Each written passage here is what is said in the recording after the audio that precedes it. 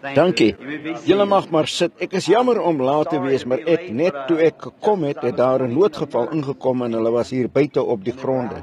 En ek het net 'n dierbare persoon bedien wat sopas ingekom het vir 'n geestestoestand in 'n hospitaal, desperaat. Moedertjie wat in skok gegaan het oor die verlies van haar baba. En hulle het haar net van die hospitaal afgebring en sy was so desperaat dat ek dadelik by haar moes uitkom. En ek is seker dat God net nou gebed verhoor het en sy sal reg wees. Arme mannetjie so bewerig en ek weet wat dit is. Ek het self deur baie daarvan gegaan om my familie te verloor en weet wat dit beteken. Was Billy se ma, jy moet deur hierdie dinge gaan om te besef wat hulle regtig beteken. Hulle wat ly onder daardie dinge, weet hoe om met ander te simpatiseer. En so nou enige tyd wat 'n noodgeval opkom soos daardie, wel onthou, ons probeer dit dadelik kry. Ander met wie ons probeer praat wat in staat is om regop te sit op 'n rukkie by die diens te staan. Probeer ons om met hulle te praat, om 'n geloof om hulle op te bou. Kyk net, die grootste deel van die getuienisse wat na my toe gekom het in my dienste is van mense wat net buite in die diens genees is. Daar's nie veel wat by my hier op die platform uitkom vir my om voor te bid nie. Ek hou daarvan om vir mense te bid. Dis my bediening. Maar daar's nie te veel waarby ek persoonlik uitkom nie. Maar dis die Heilige Gees. Hulle geloof dat hierdie daar buite in hulle opkom dat hulle genees word. Na die dienste, my kantoor kon vir julle sê, stroom daar honderde briewe in van plekke af waar ons was van mense wat blind was, miskien in die diens gesit, huis toe gegaan het, net daarin gedink, ek weet later, hulle sig ontvang. So in die straat afloop en iets gebeur en 'n kreple wat in 'n rolstoel sit en skielik opstaan en begin hardloop. Julle sien dit net as julle hierdie seëning vra. Soms kan God nie spontaan antwoord nie. Hoeveel weet dit? Onthou, Daniel het gebid en ek glo dit was 21 dae of so iets voor die engel by hom kon uitkom, maar hy kom uiteindelik daar, los dit net uit. En soveel getuienis wat ons kon vertel van die honderde dinge wat so gebeur het.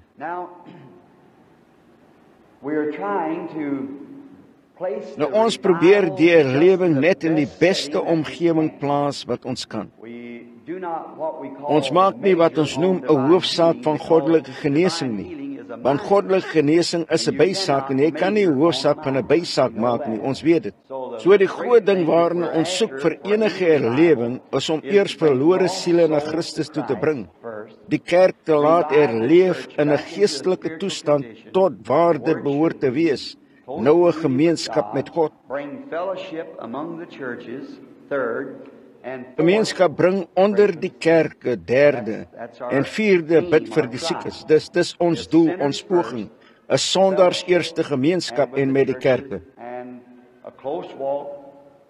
En nou 'n wandel vir die kerk met God en dan vir die siekes bid. En aansynde maandag aan sê ek julle, ek het nie 1/3 van hierdie mense hier verwag nie, dis reg. Ek het nie gedink daar sou meer as 'n paar honderd of 3 wees nie. Gewoonlik op maandag aande in die ooste, wel is die dienste baie leeg, maar ek glo daar's meer hier vanaand as wat daar gistermiddag was. En so het ek gesê, ek het gistermiddag gesê dat ek vanaand 'n aandboek gee meer, ek wil dit graag 'n toewydingsaand noem.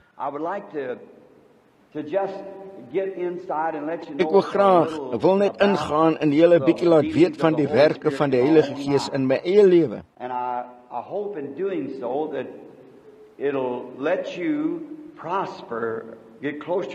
En ek hoop dat dit julle sodoende sal laat vooruitgaan, selfs nader in God sal kom. En om te praat van 'n goddelike gawe wat nou besig is om na die kerk toe te kom. En ek is seker dat almal van ons geïnteresseerd is in enigiets wat God gaan doen en die beloftes van God wat vervul word.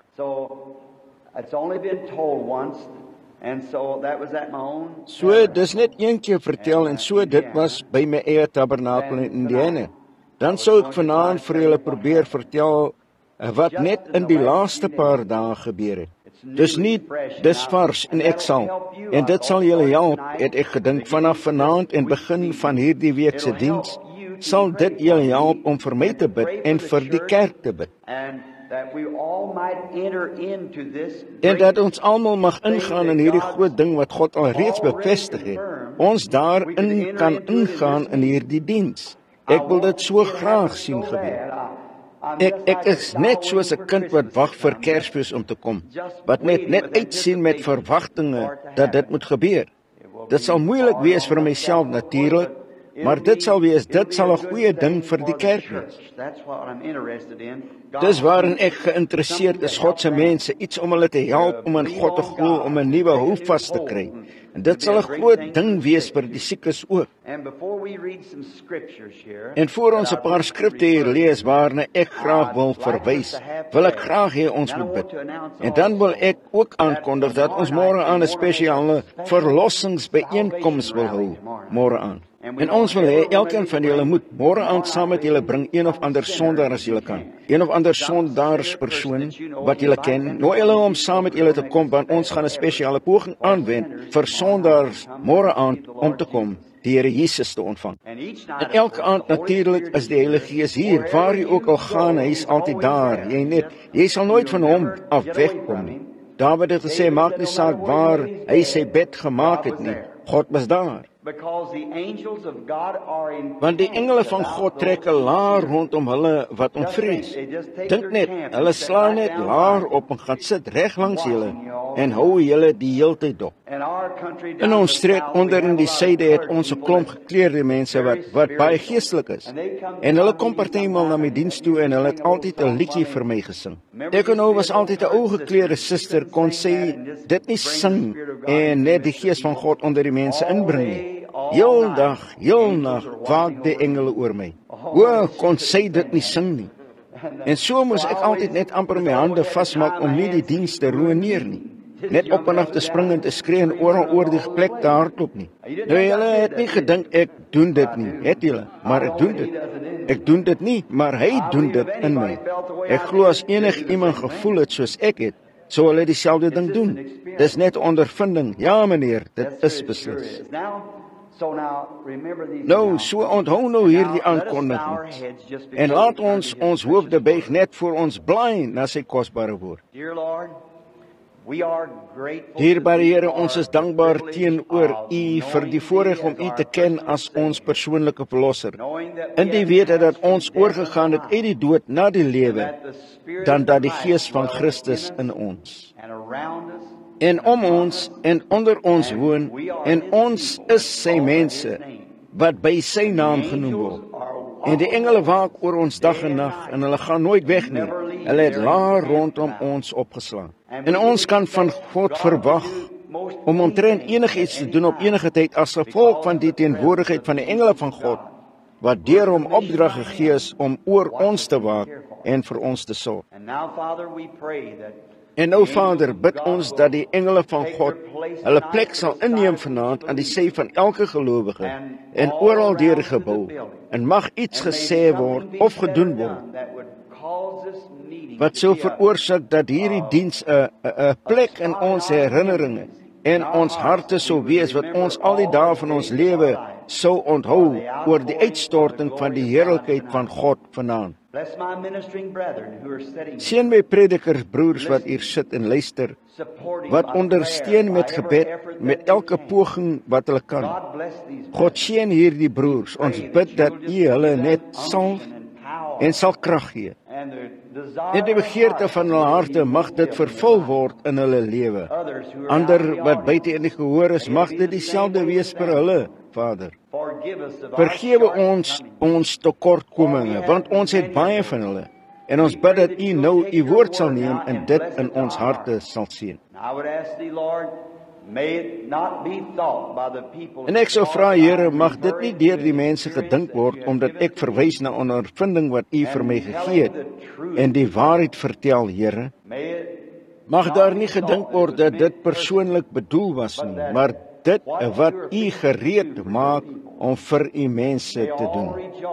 En mag almal juig en almal glo en almal daarby baat. In van Jesus Christus vra ons dit. Amen. Door 'n paar jaar gelede, hoeveel is teenwoordig in die gebou vanaand wat onthou, toe ek die eerste keer na die Weskus toe gekom het, om vir die siekes te bid, baie jare gelede. Ek was, het julle geweet, San Jose was die eerste uitnodiging wat ek ooit wes van die Mississippi gehad het. San Jose, Californië. Ek weet nie wie dit was nie, maar ek het 'n brief gekry van iemand wat my na San Jose genooi het. Net na Robert Doherty se klein Betty daardie keer genees is van daardie Sint Vitusdans. En dit was die begin van die bediening wat ek op die velde begin het. Ek kan nou aan baie van julle mense kan dink dat ek in daardie dag gebid het vir die siekes. Ek hulle aan die hand sou neem en net daar sou staan en dan sou die Here net spreek. Ek sou nie my eie denke gebruik nie, net wat verkeerd was met die persoon. Presies wat hy vir my gesê het sou gebeur die aand wat ek hom ontmoet het by Green se meal by die kamp. Toe hy vir my gesê het wat sou gebeur. En toe het hy vir my gesê dat dit sou gebeur dat jy die einste verborgenheid van hulle harte sou ken. En julle onthou dat ek gesê het dat dit so sou gebeur. Hoeveel onthou die ou mense onthou dat ek gesê het dat dit sou gebeur? Wel, julle sien, dit het so gebeur. Nou, hy het beloof dat dit weer sou gebeur.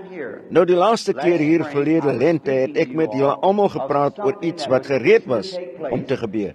Ek glo ek die beste wat ek onthou deur die bandopname wat ek gesê het, ek kon amper my hand uitsteek en dit voel, dit was so naby. Hoeveel was verlede jaar by die diens en het dit gehoor, sien? Wel, ek wil julle vertel hoe dit gevorder het. Dis wat ek vanaand wil doen. En voordat ek dit doen, ek glo dat God enigiets kan doen wat hy wil doen. Hy is God. Maar ek so 'n Bybelgelowige dat ek glo dat wat hy doen erken moet word in die Bybel. Dink julle nie die Bybel behoort dit eers te sê nie? Weet ons is reg solank die Bybel dis 'n belofte wat God gemaak het. Nou ek wil net vir 'n oomblik die onfeilbaarheid van die woord kry sien vir julle. Eerstens wil ek hê julle moet weet dat God oneindig is. Hy is so volmaak dat hy alles geweet het wat ooit sou wees. Glo julle dit? Hy het geweet dat voor die wêreld ooit geskep is dat ons hier sou sit vanaand as hy oneindig is. As hy nie oneindig is nie, dan is hy nie God nie. So as hy eindig is hy soos ons is. Maar oneindig, daar's geen manier om dit te verduidelik nie. En wat God ook al sê is volmaak, hy kan dit nie verbeter of dit terugtrek nie. Dis volmaak omdat God volmaak is en sy woorde volmaak is. Sy beloftes kan nooit val nie. Nou jy moet daardie soort geloof in God hê wanneer jy die Bybel lees om sy beloftes te glo. Jy moet onthou hy is volmaak, sy woorde is volmaak. Kan nooit val nie, hulle kan nooit verbeter word nie, hulle is volmaak van die begin. Nou ons kan 'n beter motor bou vandag as wat ons 10 jaar gelede kon. Jy kan waarskynlik vandag 'n beter vliegtuig maak, wetenskaplikes kan, want ons is eindig verbeter in die boom van die kennis. Maar God is volmaak van die begin. Wanneer hy enigiets sê, is dit volmaak. Dit kan nooit verbeter word nie. Daarom wanneer God 'n belofte maak, is daardie belofte ewiglik reg. Dit kan nooit enigiets anders doen as om reg te wees nie. And we want to think of that now as we read his word. Turn with me to Mark. Ek wil nou daarin dink terwyl ons sy woord lees. Blaai saam met my na Markus die 11de hoofstuk en kom ons begin lees by die 20ste vers van Markus die 11de hoofstuk. En soos julle wag vir julle om te blaai, sal ek julle die agtergrond van die les gee. Jesus had just went up to the temple. Jesus het pas na die tempel toe gegaan en op sy pad soontoe het hy in die tempel ingegaan en begin om die mense uit te dryf van geldwisselaars en dinge doen wat nie reg was nie.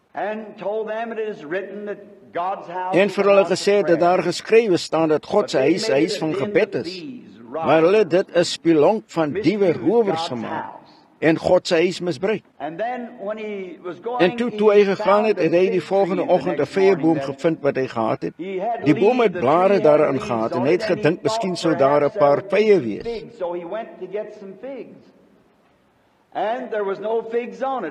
So hy het gegaan om 'n paar vye te kry. En daar was geen vye daaraan nie, want dit was nog nie die seisoen nie. En hy het vir die boom gesê, niemand eet van nou af vir altyd van jou af nie.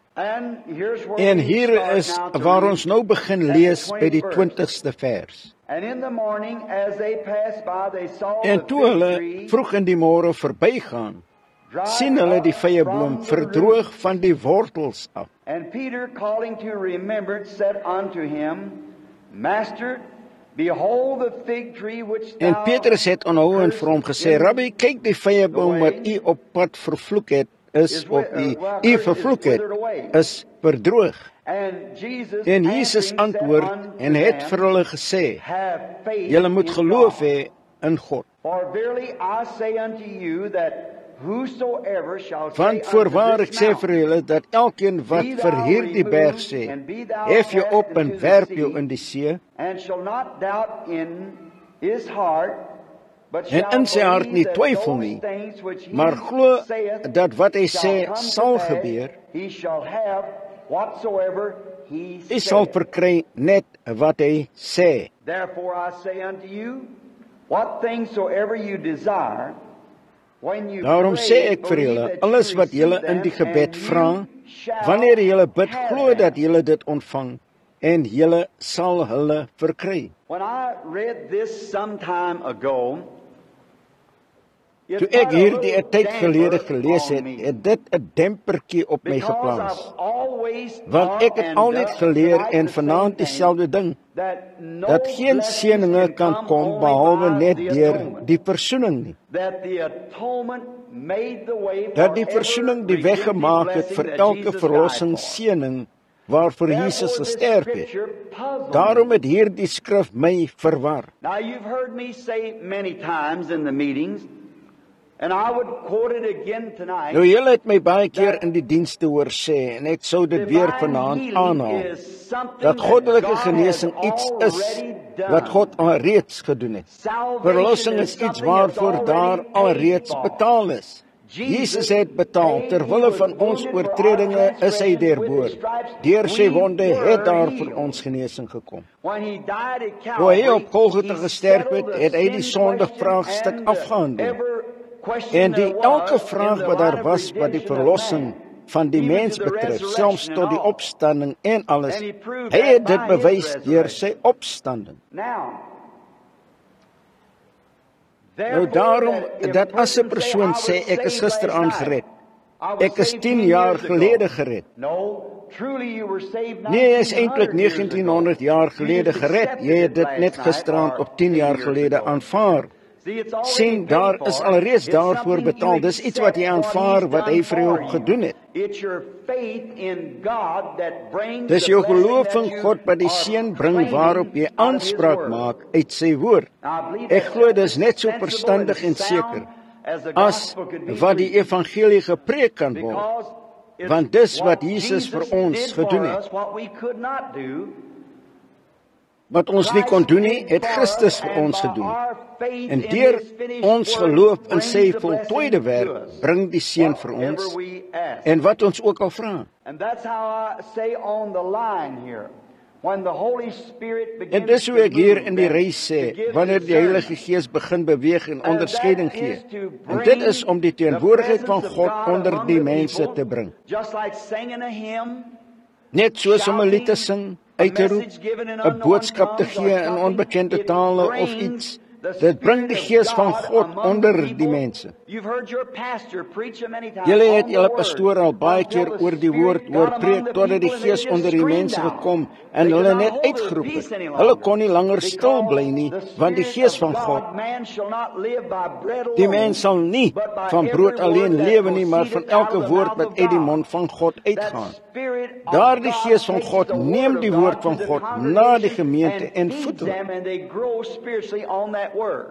En hulle groei geestelik op daardie woord. Nou dis die evangelie. Then when I one time read in the Bible Toe ek een keer in die Bybel gelees het van die hel, en ek het begin lees dat die woord hel gekom het van die woord Hades, wat beteken die graf. En ek was vir omtrent 3 of 4 jaar, ek wil nie oor die onderwerp van die hel preek nie, want een plek het dit gelyk asof dit 'n brandende vuur was, die volgende plek was dit die graf.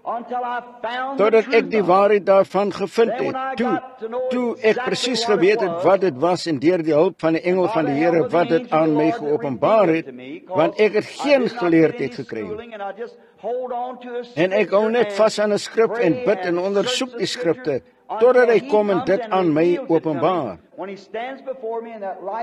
Wanneer hy voor my staan in daardie lig wat julle op die foto sien en dit openbaar, is dit elke keer volmaak volgens die skrif deur en deur.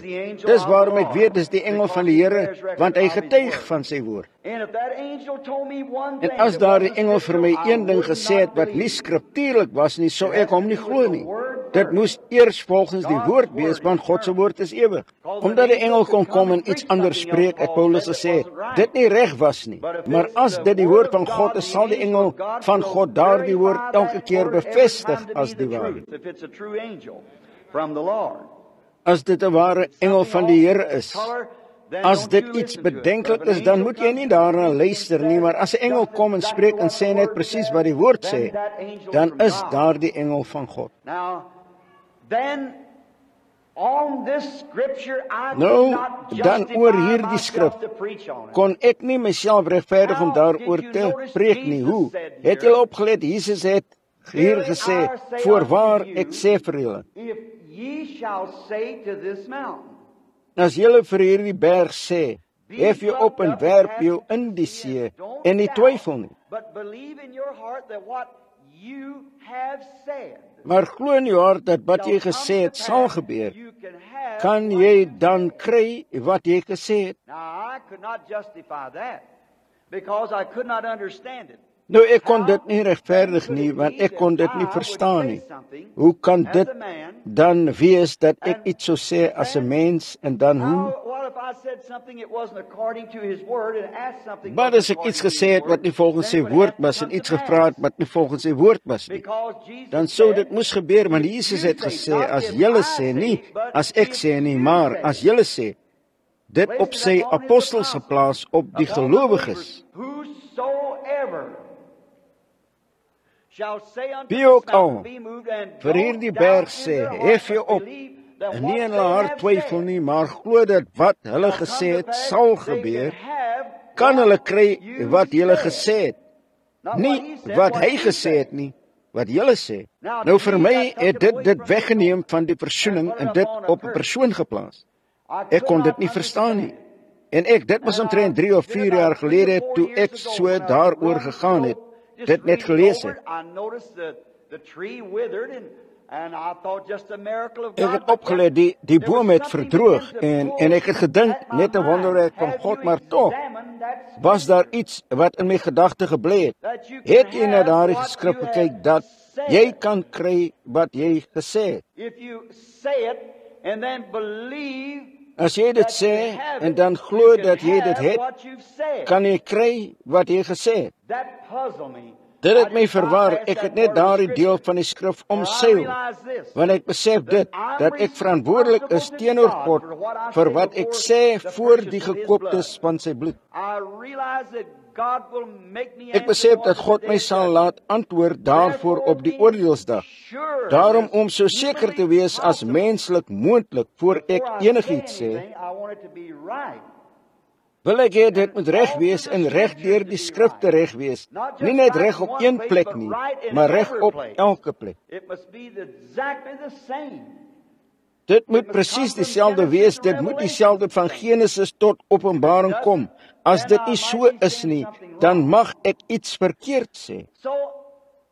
So ek het die leksikons, die kommentare, die verskillende weergawe en self die dooi weergawe, alles wat ek kon vind, en elke skrif, die Grieks, die Hebreërs, het almal dieselfde ding gesê. Jesus het dit gesê.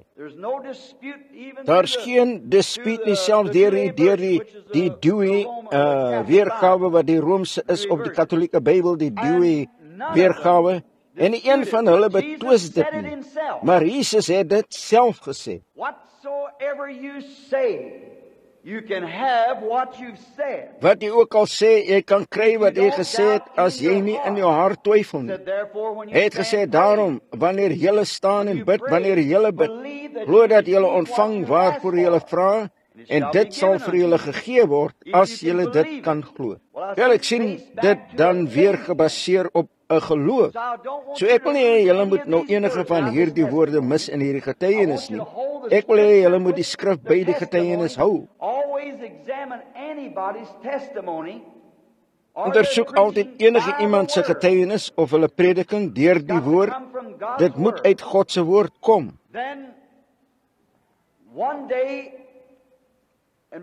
Toe eendag, en by een van my dienste nie lank gelede nie, was daar 'n hoofgetuie broer wat 'n bietjie skepties was oor die diens. En toe hy daarvan gehoor het, toe het hy na Louisville toe gekom, het 'n seun gehad wat sy bene opgetrek was van polio.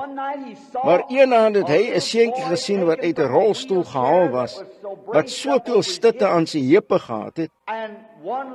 Die een been korter was as die ander, die ouetjie het oral oor die plek gehardloop en opgespring op die platform en 'n preek gepreek.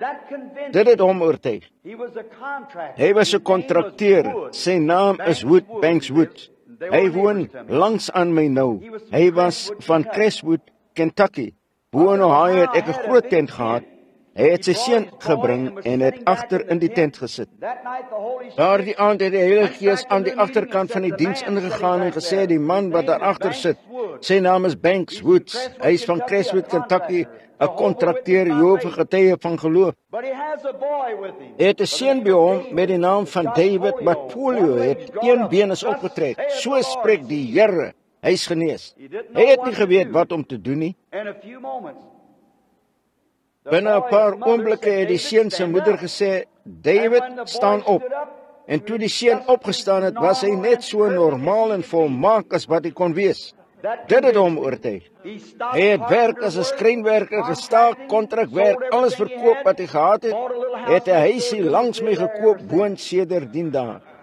En meneer Bankswood, hoeveel ken hom? Wel, julle baie van julle ken hom hier wel deur die verkoop van die boeke. Hy verkoop baie keer boeke saam met my in die dienste. Sy familie wat almal Jehova getuie was, baie goeie mense, net die gaafste mense, eerlik. Hulle naam is bo verdenking in die staat van Kentucky, goeie mense.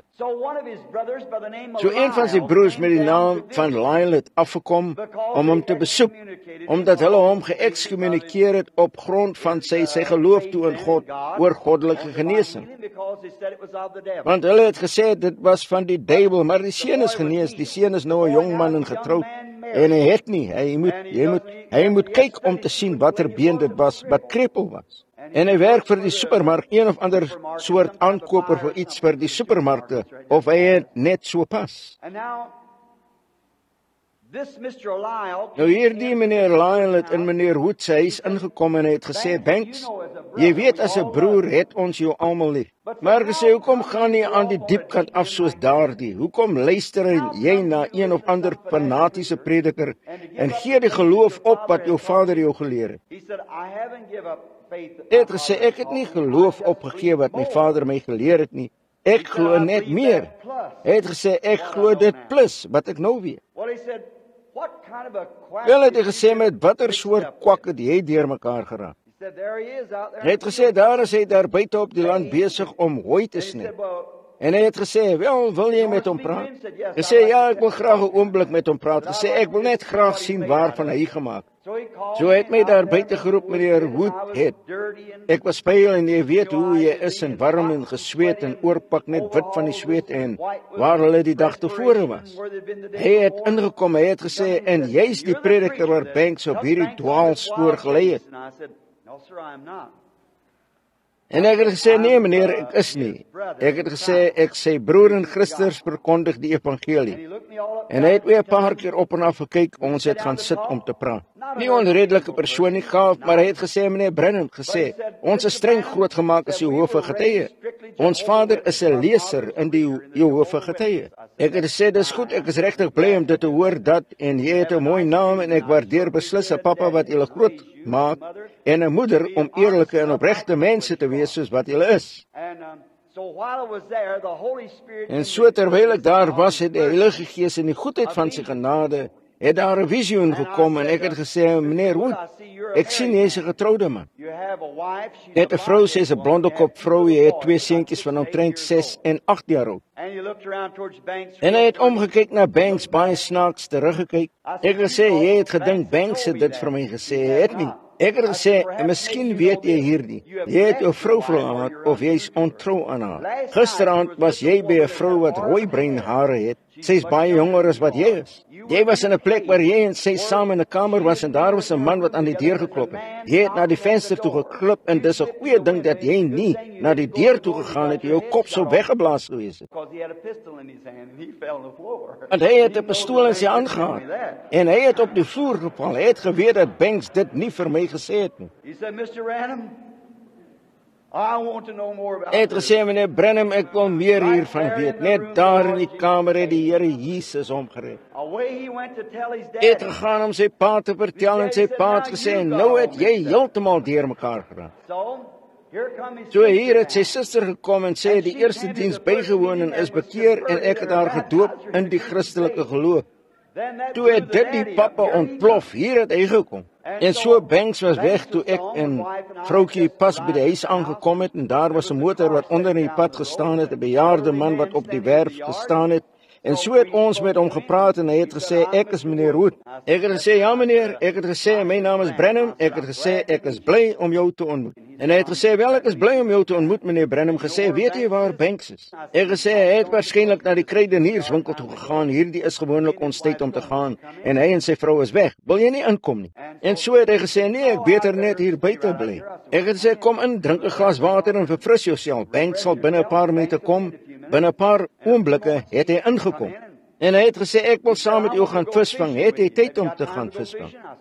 Ek het gesê, o, sekerlik, ek wou aan hom werk. So hy het gesê, wel die volgende, daardie nag het dit vreeslik gereën en toe die volgende dag het ons opgegaan na gesê, wel ek reken nie daar's enige sin om te gaan nie. Die strome sal almal modderig wees. En ek het gesê, wel ons kan gaan probeer.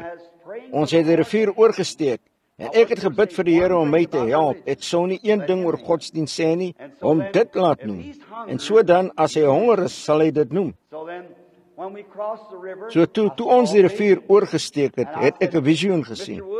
En ek het gesê, meneer Wood, dat jy mag weet, ek het gesê, vandag sal elke stroom waar by ons verbygaan, modderig wees. En ek het gesê, dan wanneer ons by die meer kom waarna toe ons gaan, sal dit mooi en blou wees. Ons sal visvang tot omtrent 3:30 vanmiddag sonder om enige vis te vang. Dan gaan ek begin visse vang. Ek gaan omtrent 50 pond vang, jy gaan een vang, jou seun Lyle sal een vang, ons sal ophou visvang om middernag. Die volgende oggend gaan ons weer visvang. Ek sal 'n groot vis met skibbe vang. Hierdie vis wat ek vang sal blou katvis wees. Die volgende sal 'n groot vis met skibbe wees. Dan sal ons die res van die dag visvang en sal nie eens 'n byt kry nie. Dis so spreek die Here. Net oor na Banks gekyk en soort van 'n bietjie geglimlag, rondgekyk. Net presies hoe dit gebeur het en toe hy daardie aand weg is. Na die tweede aand het ons heeldag vis gevang en daardie man het elke wal opgeklim wat hy kon om te probeer dat 'n vis byt. Ek kon nie eens nog 'n byt kry nie en ek het omtrent 25 pond vis gehad. 2 van hulle gevang 5 en 8 pond elk op klein nommer 4 hoek sonder 'n vangnet. Dit moes God wees as enige iemand weet van visvang. En hy het daar gesit en kyk. Hy praat soort van onder in sy keel. En sy seun het vir hom gesê die volgende dag het hy gesê, "Wel pa, wat dink jy daarvan?" Hy sê, "Wel, ek reken as enige iemand vis kan sien voor hulle vang, reken ek dis goed." So ek het gesê, "Maar ek kan dit nie altyd doen nie, meneer Wood. Dit was om jou ontwil." Ek het gesê, nou sonder enige disrespek, die Bybel het gesê, as daar een onder julle is wat 'n profeet is, of geestelik, as hierdie een profeteer en wat hy sê gebeur, luister dan na hom. Ek het gesê, geen disrespek teenoor meneer Rutherford nie, maar hy het gesê, Christus sou in 14 kom. Toe het hy geestelik afgeskakel wat hy sou gekom het op die dag van Pinkster.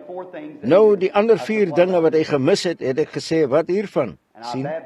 En ek het hom omtrent 3 sondae gelede gedoop, hy en sy vrou in die Christen geloof. Ek en sy seun het teruggekeer, die 2 seuns, nou na hierdie plek toe gekom. En ons het weer vis gevang omtrent 'n paar weke daarna. Ons het weer onder in Dale Hollow vis gevang en daardie aand het ons 'n mooi string vis gevang, maar die aas het opgeraak. En ons het gestaan, ons vlieglyne ingegooi, klein blouwang sonvisse gevang om hulle vir aas te gebruik. En met 'n bankshoek het vir meneer Lylewood gesê, wat albei van hulle broers was, gesê ons behoort hier te gaan na een of ander ou dame toe. Sy is omtrent 90 jaar oud, gesê, toe ons klein was, Jehovah Getuies seuns, het ons altyd daarna toe gegaan en sy sou vir ons brood en botter gee. Onthou jy daardie ou tuisgemaakte brood, gesê, ons behoort haar te gaan vertel dat ons gered is. Dit was die regte ding. Nou hierdie, probeer asseblief hierdie verstaan.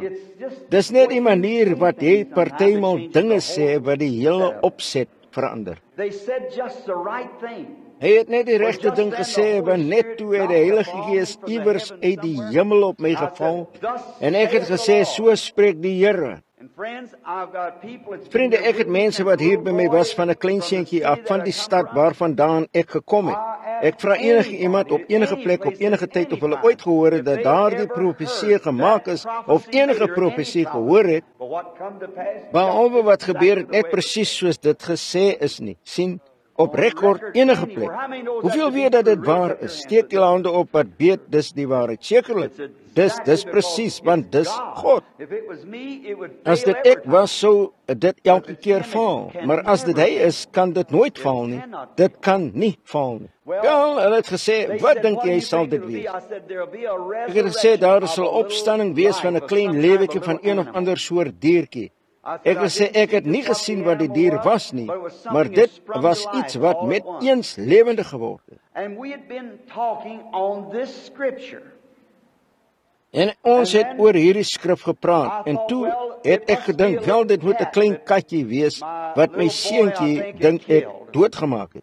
Ons is soort van 'n bietjie bang vir katte by ons huis, en my dogtertjie het een middag verbygekom, sy en 'n klein Rebecca, nog 'n klein dogtertjie langsaan, en hulle het 'n ou makat gehad, en hulle wou dit hou, en ek het vir hulle gesê, dis reg, en hulle het dit in 'n boks gesit, en die volgende oggend het ons omtrent 8 tot 10 klein katjies gehad. En so my klein Joseph, hy was toe omtrent 2 jaar oud, hy wou een van hulle sien. Die kleintjies het nie hulle oë oop gehad nie, en hy het dit net opgetel, daarna gekyk en dit gedruk en dit neergegooi. So die arme ouetjie het net rondgespartel, nou net toe ons vertrek. En ek het gedink, dis miskien tyd dat ek by die huis kom, sal die Here daardie klein katjie opwek, soos hy met die buidelrot ma gedoen het. Julle het daardie storie gehoor, want dit het deur die wêreld gegaan. So toe het ek gesê, miskien sal dit daardie klein katjie wees wat weer lewendig sal word. Ek het dit in my hart gedink, maar ek het niks gesê nie. Ons het daardie nag vis gevang, en die volgende oggend het ons nie daardie nag enige vis aan ons lyne gevang nie, want ons het die aas verander na daardie blouwang sonvisse, en hulle het nie daaraan gebyt nie. En omtrent tyd dat dit daglig geraak het, het ons al ons langlyne nagegaan. Ons het in 'n klein inhametjie ingegaan, en ons het vis gevang met die vlieglyne vir groot kurper. Dis 'n bietjie groter blouwang sonvis. En ons het daardie kurper probeer vang op vlieglyne, en meneer Lylewood het 'n katrol en stok gehad. En hy het dit net in die water gegooi met eislike groot lang hoek en 'n arm klein blouwang sonvis. Hy het dit reg in sy maag afgesluk, en hy het dit uitgetrek, en hy het gesê, nou kyk nou net daar, jy kan nie eens die hoek sien nie. En hy het net die vis gegryp soos hierdie, en net die binnegoedjie en alles daar uitgetrek, en dit op die water gegooi, so daardie om sy hoek daar uit te kry. En die visie het 4 of 5 keer gespartel, en sy vinnetjies uitgesprei en gesterf, daar op die water gelê. So hy het gesê, oké, jy het jou laaste asem uitgeblaas. En ons het aangegaan, en ek het gesê, Lyle, jy moenie die hoek uithaal soos daarin nie. Ek het hom probeer vertel, ek het gesê, sit 'n klein hoekie aan. Hy was net 'n boer, sien julle weet, wat nog nooit baie vis gevang het nie. En so het die klein visie daar gelê vir omtrent 'n halfuur, en die wind het opgekom en dit agter in die opdrifsels ingewaai, langs 'n paar lelies langs die wal. En ons het vis gevang, en ek het gevang, ons het 'n paar baie mooi visse gevang, en met eens het iets gebeur. Nou ek sê hierdie woorde met hierdie Bybel oop. Iets het gebeur en soos 'n neerdaal van salwing wat ek nog nooit so gevoel het nie. En ek iets het gesê, staan op. En ek het opgestaan. Lyle Banks het hulle stokke laat val en gekyk. Lyle het gesê, wat maak jy rond? Banks het gesê, kyk, iets maak gereed om te gebeur. En iets het vir my gesê, praat met daardie visie en hy sal weer lewe. Die kie was wit, het uit sy mond gehang. Ek het gesê, klein visie, Jesus Christus gee vir jou lewe. En God in die hemel wat my plegtige regter is, daardie visie het omgedraai en deur daardie water geswem, so vinnig as wat hy kon gaan. En meneer Lyle Wood het net reguit omgeval in die boot en het gesê, dit was vir my, omdat ek vir die ouetjie gesê het, jy het jou laaste asem uitgeblaas. En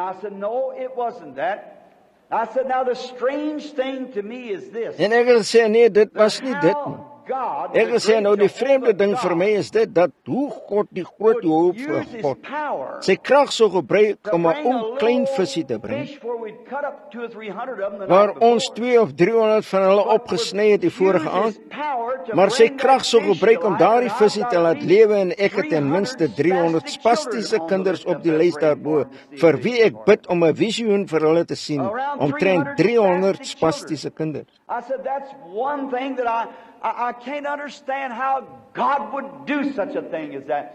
On that little old fish. Ek het sê, dis een ding wat ek nie kan verstaan nie, is hoe God so iets soos daardie vir daardie ou visie sou doen, en menslike wesens wat sterwe lê, kankergevalle, leukemie, allerlei soorte siektes om die wêreld van oral, en dan sou hy daardie visie lewendig maak. Just about that time, something said a Mark 11:23. Net omtrent daardie tyd het iets gesê, Markus 11:23, dieselfde skrif. Toe melaatses oral oor die land gelê het, siekte oral gelê het, en God sy krag gebruik het om 'n boom te vervloek. God's concerned about the tree, about the fish, everything belongs to God. God is besorg oor die boom, oor die vis, alles behoort aan God, en hy het sy krag gewys om te wys dat hy God oor die bome is, hy God oor die vis is, en die visie het lewendig geword. Ek kon dit net nie begryp nie, steeds hang die skrif by my, hoe kan dit wees? Fred Southman, a friend of mine, bosom friend. Fred Southman, 'n vriend van my, boesemvriend van Kanada, hy is hier in die diens iewers, was saam met my in 'n New England veldtog net verlede jaar. En ons het oorgegaan in die Erendock, waar ek verdwaal het daardie tyd, en die enigste keer wat ek ooit verdwaal het in die woude in my lewe, en ek wou broer Fred wys waar my vrou en kinders was op Billy, gewag het vir my om terug te kom, toe ek verdwaal het in daardie sneeustorm die nag.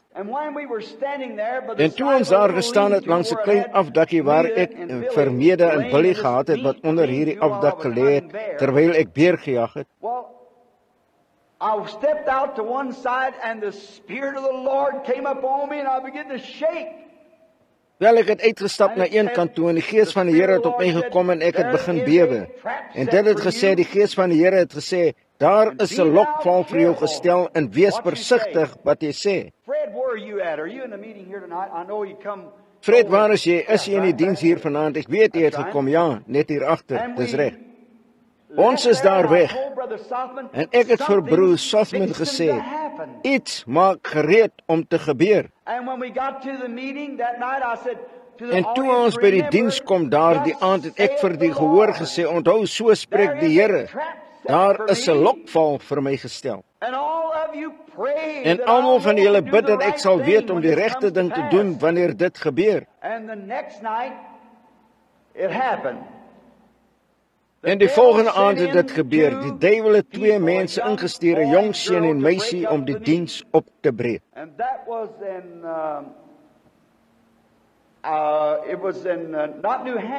En dit was in nie New Hampshire nie, maar Vermont. En Freddie, onthou jy die naam van die stad? Dit was die hoofstad wat van Vermont. En ons was net oorkant Champlain meer. En so toe ons in die diens was, het hierdie seun, die meisie het gelyk so van 'n Mongoolse meisie. Maar die seun het net vasgehou. Hulle was albei ten minste 25 jaar oud elk. Maar sulke onstedelike dade in 'n kerk.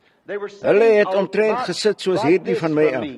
En toe ek begin preek, het sou hy haar net gryp en haar kop agteroor gooi en op haar klim en haar soen en aangaan en net verskriklik optree in die dienste. En die plekaanwysers kon hom nie laat stil bly nie. En ek het vir hom gesê van die platform, ek het gesê, jongman, moenie dit doen nie, jy trek die aandag af terwyl ek preek. En hy het my net uitgelaag. Ek het gedink, daar is dit, daar's die lokval, net daar. Ek het net so aangehou preek en hy het so onsedelik geraak met haar, dat ek weer moes stop. Ek het gesê, moet dit nie doen nie, meneer, asseblief. Ek het gesê, as jy wil intiem raak met die jong dame, verlaat dan die gebou, maar hierdie is 'n godsdienstige dien. Ek het gesê, jy behoort dit nie te doen nie, moet dit asseblief nie doen nie, terwyl ek preek nie. Ek het weer begin en hy het dit net erger gemaak. Toe ek omgedraai het ek gesê, moenie. En iets het vir my gesê, sê wat jy wil, en dit sal gedoen word. Ek het daar gestaan, meneer Mercier, die bandopnameman en almal van hulle wat staan by Fred. Baie van hulle wat teenwoordig was, die sweet het net van my afgeloop. Iets het gesê, sê blindheid, dit sal blind wees. Sê dood en hulle sal hulle uitdra. Sê wat jy wil. Ek kon nie praat nie, ek kon nie beweeg nie en dit het net weggegaan. Ek het gedink, God, wat moet ek doen? En ek het omgedraai en hy daar gestaan, sy gesig wit na my gekyk. Ek het gedink, wat moet ek sê? Toe het ek omgedraai en gelyk asof, voor ek geweet het wat ek gesê het, het ek gesê, ek vergewe jou daad. En dis moes net die regte ding gewees het om te sê. Dit was God wat 'n reaksie op 'n aksie probeer het. Daardie aand is dit aan my geopenbaar dat ek die regte ding gesê het. Ek het geweet dit het alles na iets gelei, maar wat was dit? Wat om te doen? Jy weet, jy moet dop met 'n goddelike gawe wat jy daarmee doen. En nou wat Moses gedoen het, so ek moes die regte ding gesê het. Ek vergewe jou. Want julle weet, jong Johannes wou een keer Samaria verbrand, omdat hulle nie wou voed nie. Jesus het gesê, jy weet nie wat soort gees jy is nie. Die seun van die mense te kom om lewe te red, nie om dit te vernietig nie. En ek daardie skrifte het net aanhou oorstroom heel nag. Ek het nie geslaap nie, maar dit was 'n lokval wat gestel is wat Satan my sou ontstel en my dan die verkeerde ding sou laat sê. Maar die Heilige Gees was daar en het my vooraf gesê om versigtig te wees wat ek sê, oor die goedheid van God, hoe dit was. Dit was net sy genade, wees versigtig wat jy sê, en van daar af het daar 'n verligting gekom. Toe omtrent ek het die verskillende dinge begin oplet wat ek onbewustelik so uitspreek sonder om te weet wat ek sê, en dit sou so gebeur. Ek het daarvan begin praat. Eendag hierdie verlede herfs, paar weke gelede, toe ek 'n blaaskansie geneem het voor ek na hierdie diens toe gekom het ek eekorings gejag. Nou in ons land is dit konijne en eekorings omtrent al wat hulle jag. En die rede waarom ek dit gedoen het, was om 'n bietjie ontspanning te kry voor ek na hierdie diens toe kom. Meneer Shotman was saam met my daardie oggend. Hy het van Kanada af gekom om ons te besoek en 'n rukkie by ons te bly.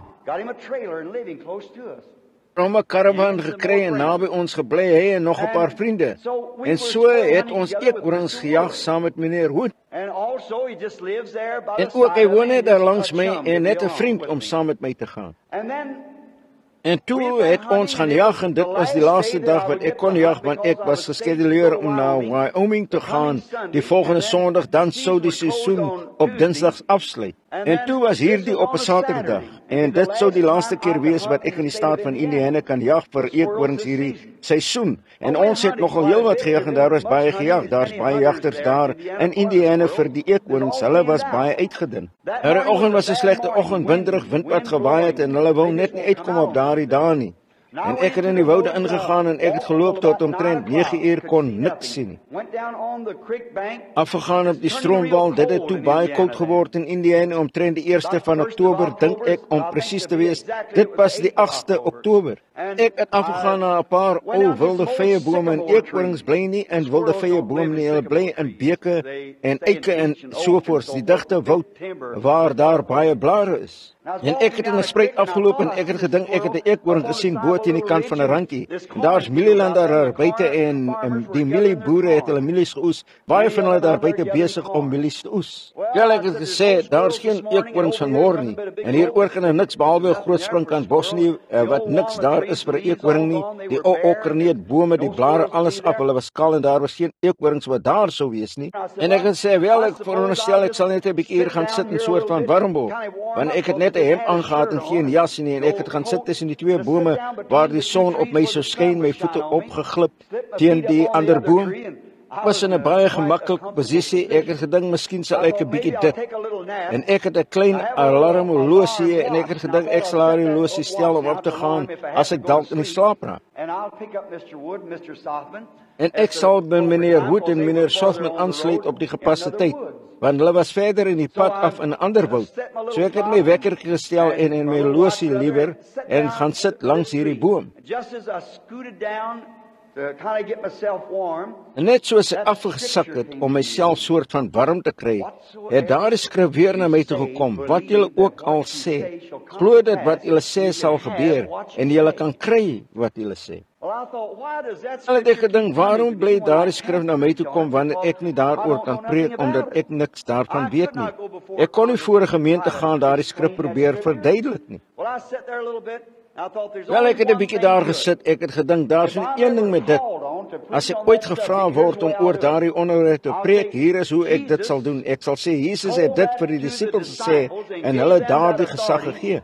Dit was omtrent 'n jaar en 6 maande voor die versoening gemaak het. So as dit nie aan die versoening was nie, was dit aan die ander kant van die versoening.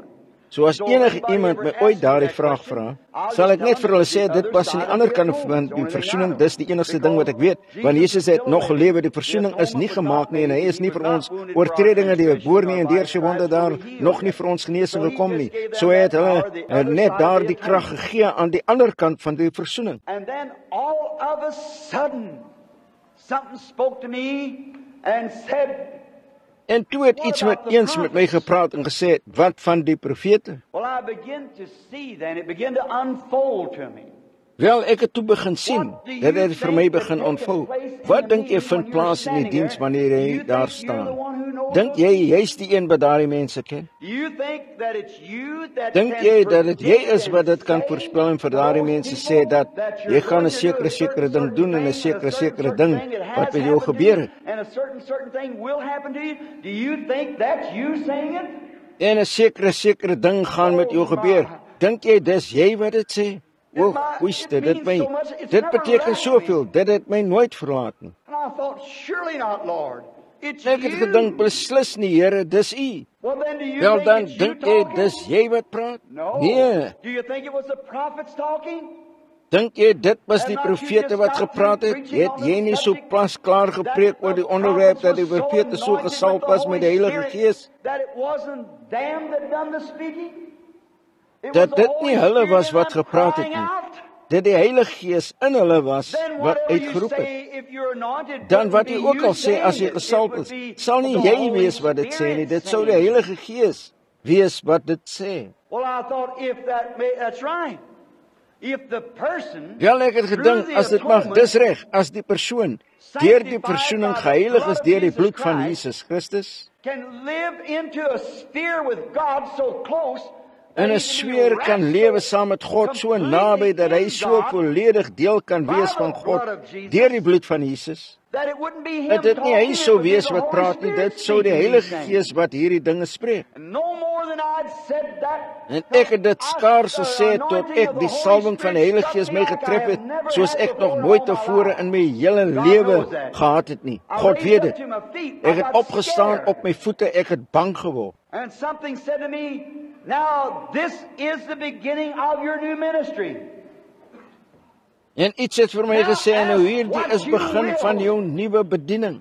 And it shall Vra be nou given wat to jy you. wil en dit sal vir jou gegee word. I stood there. Ek het daar I don't gestaan. want to be a Ek wil nie 'n fanatic. fanatikus God wees knows nie. I want to be God weet ek wil sane verstandig wees and en just regverdig and honest en and eerlik faithful en and getrou true. en opreg. when I'm 50 years old. Maar ek is 50 jaar oud, kan nie veel langer wees voor ek hom moet gaan ontmoet nie, en ek wil weet dat alles heeltemal reg is voor ek hierdie wêreld verlaat. And I thought, En ek het gedink, ek wil nie aan die diep kant van iets afgaan nie. Ek het gedink, miskien sou ek byt my vingers, ek het gesê, ek slaap nie, ek droom nie, hierdie nie.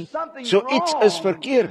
En ek het geen gevoel gehad soos oor my hele gesig en alles nie. Ek het gedink, miskien het ek dit net soveel bestudeer dat ek 'n punt bereik het waar ek myself nie daaruit kan skud nie. En ek het gedink, gewoonlik wanneer salwing diep kom, volg daar 'n visioen daarop. Ek het gedink, wel, ek sal net 'n oomblik hier wag. I started moving my hands around like this and walking around and En ek het my hande begin rondbeweeg soos hierdie en rondgeloop en iets het gesê, sê wat jy wil en dit sal vir jou gegee word. Ek het gewag en geluister, ek het gedink, was dit, waar is u, meneer? I heard it again. Ask what you will. Ek het dit weer gehoor, vra wat jy wil en dit sal vir jou gegee word. Ek bevestig die dinge wat ek sal doen. Ek het gesê, maar wat moet ek doen? Ek het gedink, met wie praat ek? Ek het gevoel, asof ek my verstand verloor het. Ek het gedink, met wie praat ek? Ek sien nie die persoon nie. Waar is daar die lig? Dit is gewoonlik die een wat praat. There's no light here. Who are you? What do you want? Er is geen lig hier nie. Wie is u? Waar? Wat wil jy hê? I thought something said, ask what you will. That's right, I was Ek het thinking of gedink that iets het gesê, scripture, vra wat jy wil. Dis reg, ek het gedink aan daardie skrif Markus 11:23. Vra wat jy wil. I thought, well, what would I ask? There's no sick people here. Ek het gedink, wel, wat sou ek vra? Daar is geen siek mense hier nie. Wat kan ek doen? Ek het gedink, daar's niks buite. Miskien is ek buite myself. Ek het gesê, waarvoor sou ek vra? And something just as plain as you hear my voice said, aren't you En iets hunting? net so duidelik as wat julle my stem hoor het And you gesê, have jag jy no nie game? en het jy geen wild nie? I said, that's Ek right. het gesê, dis reg, ek het gedink, is hierdie, Here, ek het gesê, as ek enigiets verkeerd doen, vergewe u my. Now, isn't that awful? Nou is dit nie verskriklik nie, as jy enigiets verkeerd doen. I said, Lord, if I Ek do het gesê, anything Here, as ek wrong, forgive enigiets me. verkeerd doen, But is vergewe this my. you? Maar is dit this die skrif wat scripture that u you're by trying my to probeer get to me? tuisbring?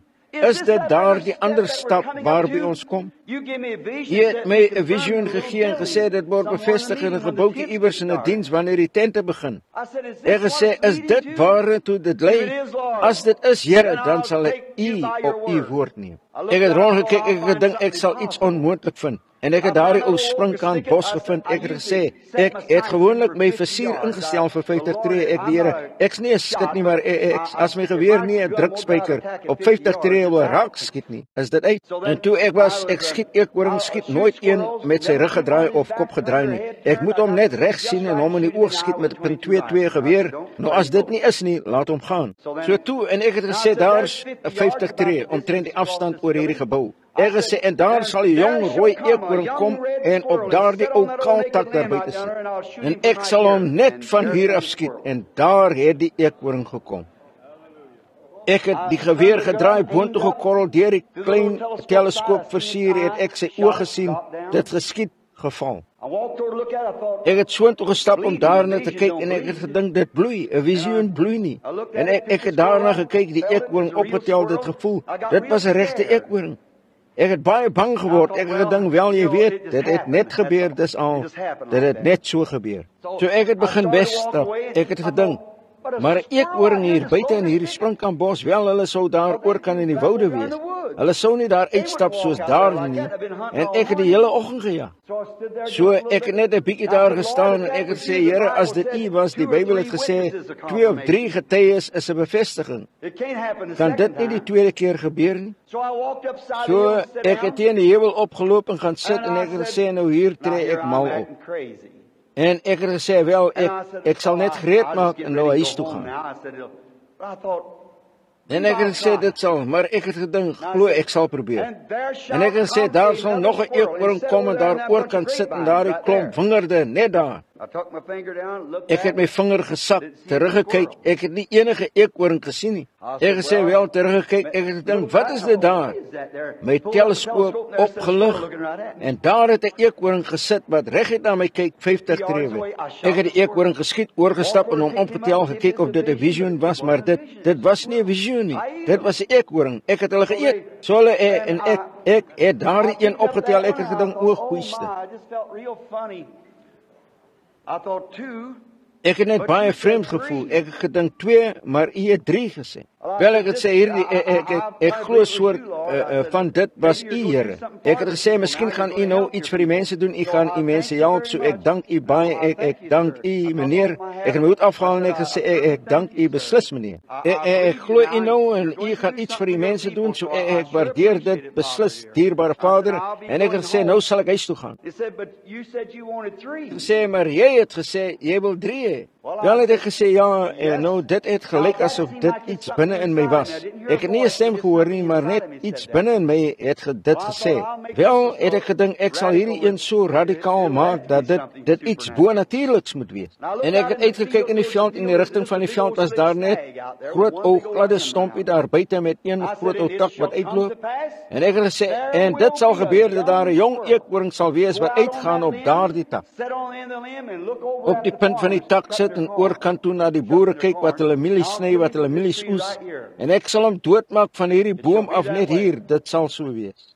Ek het 'n oomblik daar gestaan, geen eekhoring nie, teruggekyk omtrent 5 minute het verbygegaan, geen eekhoring nie. Wel, het ek gesê, ek het gedink, wel hier is genoeg in elk geval, dit word tyd vir my om te gaan. Ek het gesê ek beter gaan.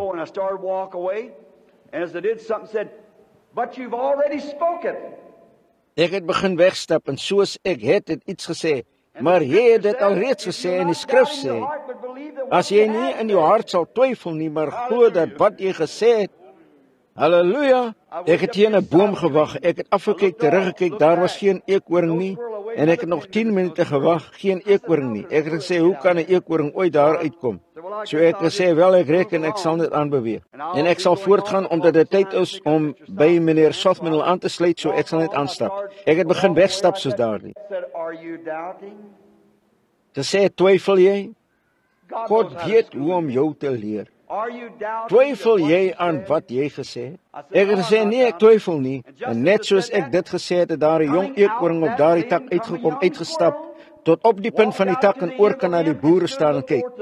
Ek het hom net van daar af geskiet, my 3 eekhorings gaan. En ek het gesê, ek gaan kyk of daar nog 'n eekhoring in hierdie gebied is. En ek was omtrent 3 uur laat om by meneer Sothmann aan te sluit.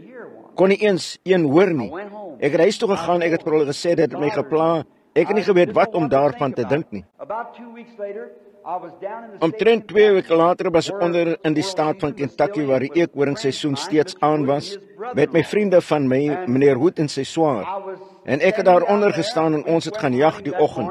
En winderig en die blare alles van die bome op 'n slegte tyd om eekhorings te jag, so ons goeie jagters het nie meer as omtrent 1 per dag gekry nie. En jy moes wees halgeweer hê om hulle daarmee te kry. En ek jag. En julle sal hulle kry. Ek het gedink nou hier, ek weet nou nie daarvan nie. Dis te onwaarskynlik van môre sekerlik. En geen eekhorings hier binne op hierdie tyd van die jaar nie. En dit was so koud dat ons soveel klere aangehad het. Ek het net gebewe so erg as wat ek kon. Ek het gedink geen eekhorings nie. Daarom trend so diep op die grond, jy kon hoor soos 'n trop bokke wat deurkom.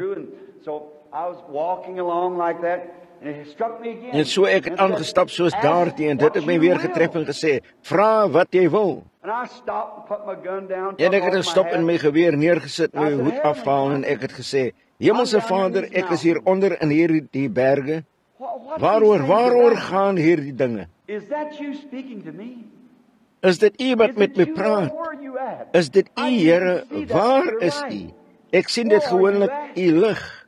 Waar is u? Praat met my, Here, as daar enigiets is wat u wil hê ek moet doen, sal ek dit doen. Het ek genade in u oë gevind? Ek het gesê, ek praat net met my. Ek het gesê, vra wat jy wil, en dit sal vir jou gegee word. Ek het gesê, dan as dit u is, sal ek my 3 eekhorings kry van môre. Grys eekhorings, dis rooi is in Indiana. En ek het gesê, ek sal my 3 eekhorings kry. Iets is gesê van watter kant af sal hulle kom. En ek het gedink, daar is dit. Ek kon dit net so duidelik hoor as wat julle my hoor. En ek het gesê, een sal van hierdie kant afkom, een sal van daardie kant afkom, en een sal van daardie kant afkom. Ek het teen 'n boompie geleun en 'n paar minute gewag. Ek het nie enige eekhorings gesien nie.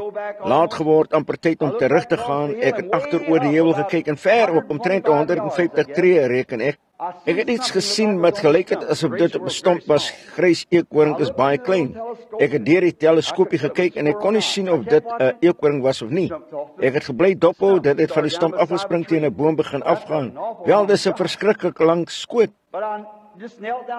Maar ek het net op my knie gekniel en my geweer oor my hand gelê, die eekhoring doodgemaak. Ek het gesê, daar dan die volgende een sal van hierdie kant af moet kom. So ek het net myself op die boom omgedraai en ek het gesê, dit sal van hierdie kant af kom. Ek het omtrent 15 minute gewag, hier het 'n eekhoring gekom, so ek het nog 'n koel in die geweer gesit en aangelê. Net toe ek begin aanlê, het die tweede eekhoring gekom. Ek het gesê, o, prys die Here, daar is die tweede een, daar is hulle.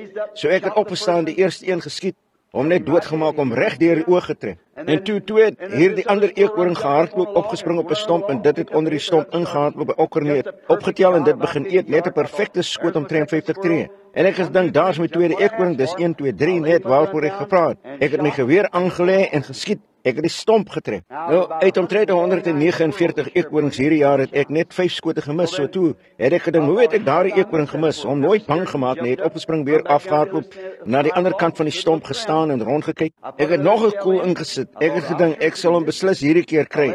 Ek het aangelê reg oor die draadjie, reg oor sy oog, die sneller getrek. Ek het omtrent 2 voet onder hom getref. Ek gesê, goeie, hierdie geweer is uit, daar's iets verkeerd met hierdie geweer, nie gedink nie. En toe het hy van die stomp afgespring en reguit parallel met my gehardloop.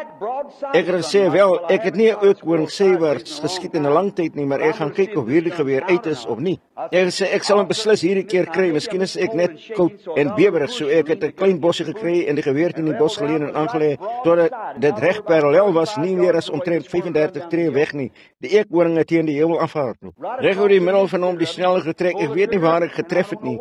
En ek het die eekhoring gemis en my koels was op in my ou geweertjie, so die eekhoring het opgegaan oor die heuwel.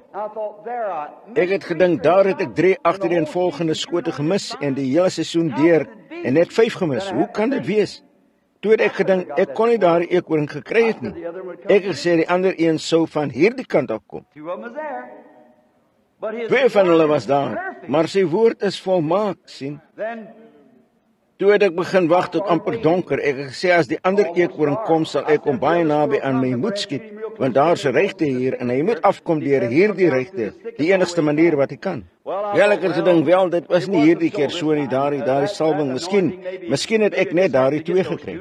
So het ek soontoe gegaan en my eekhoorns opgetel en huis toe begin gaan en dit was baie donker in die ligte. Ek het onder die ligte begin gaan, iets het vir my gesê, wat van daardie ander eekhoring? En ek het gesê, wel, ek het alreeds 2 en so, dis nou te laat, ek kon nie eers deur my teleskoop sien, omtrent en sien, te laat om nou een te kry. Ek het begin afgaan, iets het gesê, draai om en gaan terug en kry die ander eekhoring.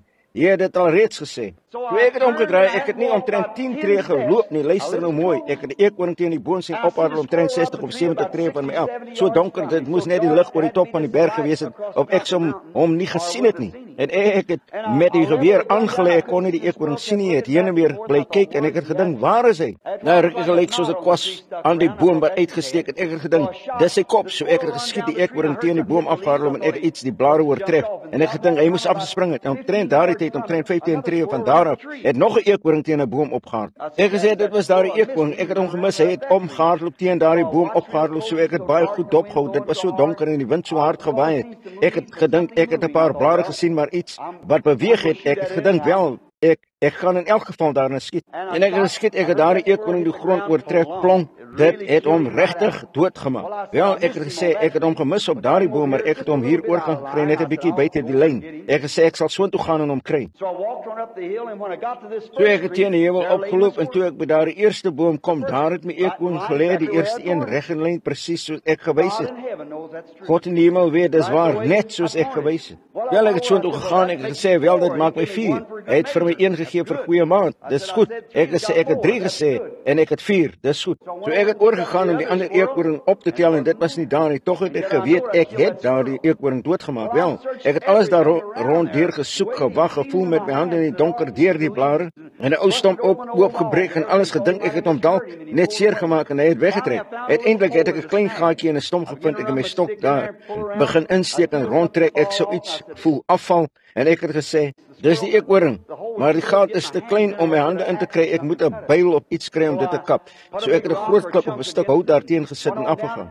Ek het vir my broer gesê toe ek by die onderpunt van die heuwel kom, hulle het die Here begin prys en skree. Daardie aand het ek dit vertel vir die groep bergmense wat gekom het, vergader het. Ons het almal die Here geprys. Een van my diakens met die naam van Tony wat my kerk is, hy was by my en daardie aand toe ons begin bed toe gaan, het hy voor daardie mense gebid. Hy het gesê, nou Here, ons het hom gevra om voor te gaan in gebed. Hy het gesê, nou Here, om te bevestig dat ons broer die waarheid vertel het, laat hom daardie eekhoring môre in die stomp vind, sodat ons sal weet hy het die waarheid vertel. Dit het gelyk asof my hart net uit my uitgeval het. Weet dat ek die waarheid vertel, oor so iets en 'n leuen daaroor sou vertel. God behoede so 'n skynheilige. En ek het gedink, hoe so 'n man wat belief het in 'n man van daardie kaliber, 'n man wat sy vrou sterwend op die vloer gelê en die dokters van haar af weggestap, soontoe gegaan vir haar gebid het, sy opgestaan en saam met my kerk toe gegaan het. Hoe kon hy my woord betwyfel? Hoe het hy dit gesê? Die ander broers het dit gevang. Die volgende oggend by die tafel vroeg voor daglig het hy gesê, wel Branham, ons sal opgaan, jou eekhoring kry, ons sal een vandag kry in elk geval, want dit sal daar binne wees. Ek gesê, Brother Tony, jy het nie verstaan nie, toe ek onder die inspirasie gepraat het, het ek gesê 3 eekhoring. Daardie 4 een het niks daarmee te doen gehad nie. Het hy gesê, hy is in daardie stomp in elk geval, ons sal daaraan weet. Ek het oor die tafel gekyk, ek het gedink, Brother Tony, sal jy twyfel of ek jou die waarheid vertel? Ek het nooit niks gesê nie, die broers het na mekaar gekyk. Ons het na die woude toe gegaan en toe ons die motors in verskillende rigtings begin verlaat het, wel, ek het gedink ek sou opgaan en my eekhoring kry, as hy daar was, en ek het gedink, ek sou teruggaan vir Brother Tony vertel, maar iets het my net bly druk. Ek het voorgegaan na, nou dit was net omtrent 'n week voor ek hiernatoe gekom het. Ek het opgegaan en toe ek daar begin opgaan het iets vir my gesê, wat as daar die eekhoring nie daarin is nie, nou wat? En daar sal jou eie diaken sê dat dit nie reg is nie. Nou die Here weet, hierdie woorde is waar, presies perfek na die beste van my wete in my hart. En ek het begin aanstap, ek het gedink, wel, ek hoop beslis, dis een ding seker, ek hoop dit beslis. En ek het nooit enigiets van haar eekhoring gesê nie, dit was julle verstaan almal. Hoeveel verstaan waardoor dit gegaan het? Sekerlik die 3 eekhorings is waarvan ek gepraat het, die 4 een het niks daarmee te doen gehad nie. Maar die Here weet hoe om op te lê en wat om te doen. Toe ek opgegaan het daar, het daardie salwing my weer getref en gesê, as dit nie daar is nie, sê dit sal daar wees en jy sal die eekhoring kry.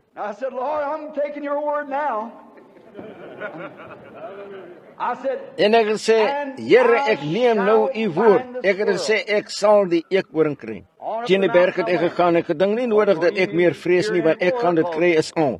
Ek het dit klaar gesê, die Here het gesê, toe daardie salwing op my was, maar ek enigiets sê, sou dit so wees, so ek gaan aan. Ek het oorlog gejaag, ek het gekyk omtrent 15 minute lang weer teen die berg afgekom, ek het gedink, beter my eekhoring gaan haal, ek het soontoe gegaan en 'n stuk hout uit die gat uitgetrek, daar binne begin voel, ek kon dit voel. Dit opgetel, voel asof iets afval, soos die eekhoring aan die punt van die stok en afval. Ek het 'n groot jagmes gehad en vir my 'n groot klip gekry en die gat groot genoeg gesny om my hand in te kry.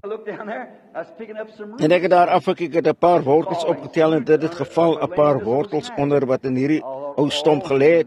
Ek het gedink, o goeieste, en ons is veronderstel om presies 9 uur daar te wees, so ek het gedink, nou met geen eekhoring nie. En o goeieste, daardie oggend was verskriklik, dit was 'n sneeustorm. En het 'n keer gegaan, ek het gedink, dis verskriklik, so ek het gedink, wel, daar's net een ding wat ek kan doen om dit te bewys, nou Here, dit was nie u fout nie. Want u het vir my gesê dat om te spreek, en ek het vir daardie 3 gespreek, en die 3 was daar, maar Brother Tony het dit net misverstaan, dis al, en ek het gesê, ek gaan weer ondertoe, gaan hom kry en die ander broers en hulle hiernatoe bring. En hulle wys waar die stomp was, om hulle te laat weet dat ek graag wil, ek het gedink, ek was reg, ek het die waarheid gepraat oor om te weet dat die eekhoring daar was. En ek het dit gesit teen die heuwel begin afgaan en iets het vir my gesê, Maar jy het gesê met die opkom dat jy die eekhoring sou vind. Amen. O, julle weet net nie wat dit aan my doen nie. Jy het gesê jy sal die eekhoring kry. Ek het gedink, waar kon ek hom kry? Hier is die woude nie 'n blaar en 'n boom nie en hulle is almal opgestapel hier rond. Daar is die boom waar die eekhoring geval het. Hier is net een ding waaronder hy kon wegkruip, sou hierdie stomp gewees het. En ek het elke stukkie weggeneem daarvan, nie nog 'n gat in die boom nêrens nie en daar's die enigste plek. Maar hy het gesê, jy het gesê, jy sal dit kry. Ek het rondgeskop in die blare en alles en ek het gedink, o, Billy, jy het afgegaan, glo ek, aan die diepkant. Ek het begin afgaan, sê maar, jy het gesê, jy sal dit kry. Ek het gedink, dis reg, ek het gesê, toe daar die salming op my was, ek sal die eekhoring kry. En as dit 'n bevestiging is van my bediening wat weer begin, dan moet die eekhoring hier iewers wees. Ek het gesê, ek kan dit nie kry nie, waar is dit? Iets het gesê, kyk onder daardie stuk bas. Opgegaan en lig, ek het begin lig, ek het gesê, ja, prys die Here, dis onder die bas.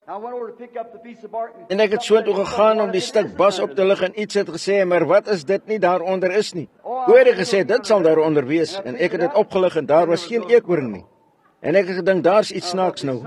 Maar, het ek gesê, dit was dieselfde inspirasie wat vir my gesê het, die 3 sou daar wees. Dieselfde inspirasie was op my toe ek gesê het, dit sou daar wees, so dit het. Ek het weer daar afgekyk, ek het net 'n paar klein grys haartjies onder die blare sien uitsteek. Ek het dit opgelig en daar was my eekhoring. Julle praat van 'n klein uur wat skree, julle moes my hoor afgaan het by daardie heuwel. Ek was regtig 'n gelukkige seun. Ek het huis toe gegaan en mense daarvan vertel en goeieste hoe ons almal gejuig het. Tony het gesê, "Broer Branham, ek het nie geweet ek het so gebid nie." Ek het gesê, "Maar jy het," en Broer Charlie het gepraat oor hoe dat hy wel so gebid het. So die dag voor ek hier na die diens toe gekom het, ons het Sondagmiddag vertrek. Saterdagmiddag was ek onder by 'n man se huis wat 'n krepeel meisie het. En sy was verlam deur polio vandat sy 'n kleindogtertjie was en sy was omtrent 30 jaar oud. O, die mees beproefde kind wat jy ooit gesien het. Ek het verskeie kere vir haar gebid, krepeel is amper so sy genees sien word, wat reg langs haar sit.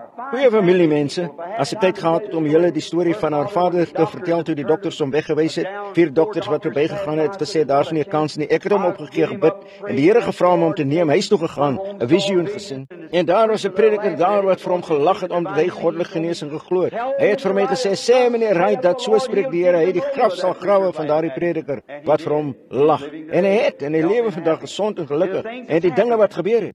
Daardie klein beproefde dogtertjie wat daar sit, ek kon dit nooit verstaan waarom hy my nie 'n visioen vir daardie meisie kon gee nie. Ons was ek en meneer Root het daar aandete geëet en ek het afgegaan. Hy maak die nagmaalwyn vir die tafels by die kerk en ek het afgegaan om dit op te laai en hierdie dogtertjie het vir my gesê, sy het gesê, "Broer Branham, sal jy vir my 'n konyn kry voor jy teruggaan?" En ek het gesê, "Sekerlik Edith, ek en meneer Root sal uitgaan en vir jou 'n konyn kry." En ons het die geweer opgetel en uitgegaan. Ons was 'n rukkie weg en het 2 konyne gekry en teruggekom. Mevrou Wright het middagete gereed gehad vir ons. Nou haar dogter is 'n weduwee vrou. Hulle is arm, julle weet net nie hoe arm hulle is nie. Julle mense hier rond in Kalifornië weet nie wat arm mense is voor julle in so iets inkom nie. Sy woon in 'n klein 2-vertrek krotjie ver bo op die heuwel. Haar man is 2 jaar gelede op sy eie trekker dood, 'n alkoholist, gerol en sy nek gebreek en sy seentjie het hom gekry. En sy het 2 tienerkinders wat soort van afdwaal met geen vader nie. En daardie arme ou vroutjie, stil nederige Christen, hoe ek het haar nog nooit in haar lewe haar stem hoor verhef nie. En sy het op daardie ou heuwels daarbo gegrawe, daardie ou kreefgrond omgedolwe om te probeer om 'n klein lappie mielies te kweek om vir haar kinders te sorg. O, so jammerlike gesig. En ons het aan tafel gesit en praat en hulle het my net lief. Hulle het 'n kamer daarbo wat ek net my kamer noem wanneer ek so toe gaan. Ek was destyds pastoor van die Baptiste daar by Milltown, so ek het net 'n kamer gehad waar ek so bly by die Wrights. En ek het gesê, gepraat van visioene en ek het gesê, nou julle weet, ek het hulle vertel van wat so gebeur. Ek het gesê, nou soos jy wil iets hê, die enigste ding wat ek weet, dit sal hê as dit ooit so gebeur, sal dit 'n geloof wees wat God my sal moet gee, want wanneer daar die salwing op my kom, lyk dit net asof 'n supergeloof, het ek gesê, in my opkom, iets wat daar nie 'n skaduwee van twyfel is nie. En ek het gesê, hoe ek vertrou. Ek het gesê, net soos ek visioen gehad het, wanneer die Here vir my so sê in 'n visioen, gaan doen 'n sekere ding, 'n sekere. Wel, goeieste, daar sou geen vraag in my gedagte wees nie. Gaan doen dit net, val nooit, so dit moet net gebeur. Sien, jy moet glo dat wat jy doen. Jy moet geloof en vertrou hê en ek het in die visioene. Toe die visioen luister, dit mag radikaal klink, maar as die Here God wat nou hier op hierdie platform is, geen van elke hart hier binne kan vertel en jou vertel wat sal wees of wat nie sal wees nie, julle weet dit.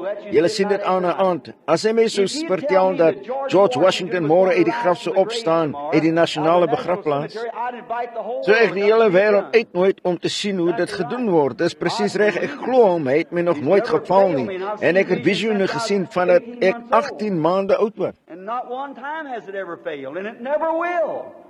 Nie een keer het dit ooit geval nie en dit sal nooit, man, dis God.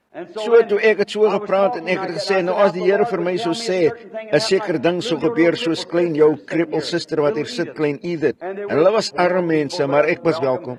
Het 'n ou groot ou bak boontjies gehad, pinto boontjies gebak met mieliebrood en gekerfde eie. En kan ek dit eet?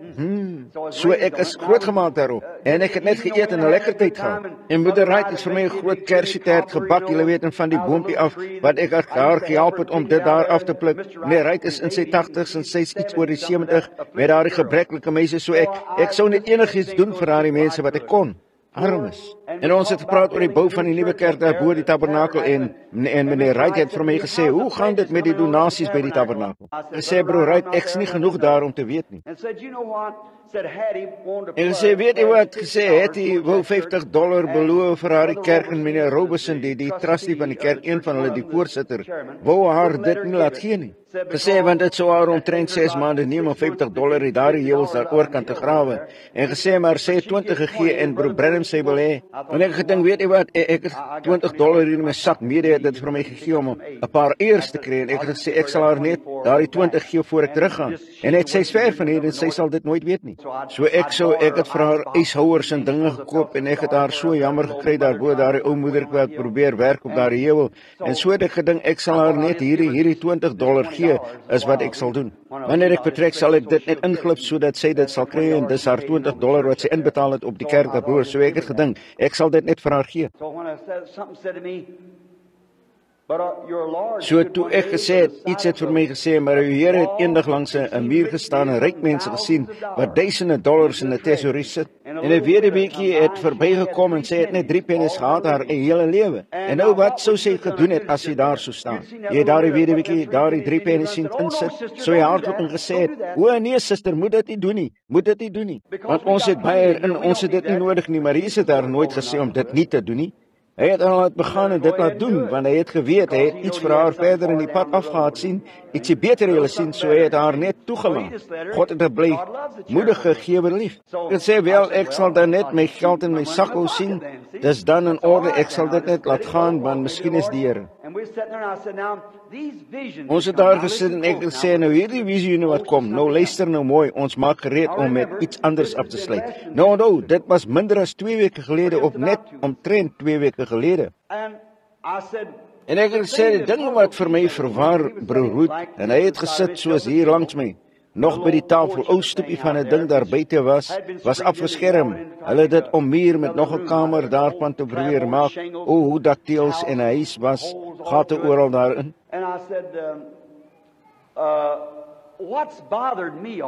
En ek het gesê, wat my geplaag was altyd hierdie met daar eekwings. Ek het gesê, waar, broers, ek het gesê, ons is veronderstel om goeie eekhoringjagters te wees. Ek jag al van dat ek 'n klein seentjie was, en ek het gesê, en jy's 'n uitstekende jagter. En ek het gesê, van klein seentjies af het ons eekhorings gejag onder daardie toestande, broer. Waar het daar die eekhorings vandaan gekom? Ek het gesê, ek kan dit nooit uitwerk nie. Ek het net daar gestaan en oor die gronde gekyk. Ek het gesê, daar sal 'n eekhoring net daar wees. En ek het daar gesit vir 45 minute en niks minder as wat ek my vinger laat sak het nie, was daar 'n eekhoring. En elke keer wat dit so was, het die eekhoring van nêrens afgekom. En hy het gesê, die enigste ding wat ek kon dink dit was, sou dit wees. Toe God vir Abraham probeer sê het hoe hy hom sou seën, het hy gesê, as dit my nuwe bediening is wat inkom, iets groter, wat hy uiteindelik sal bevestig in daardie gebouetjie,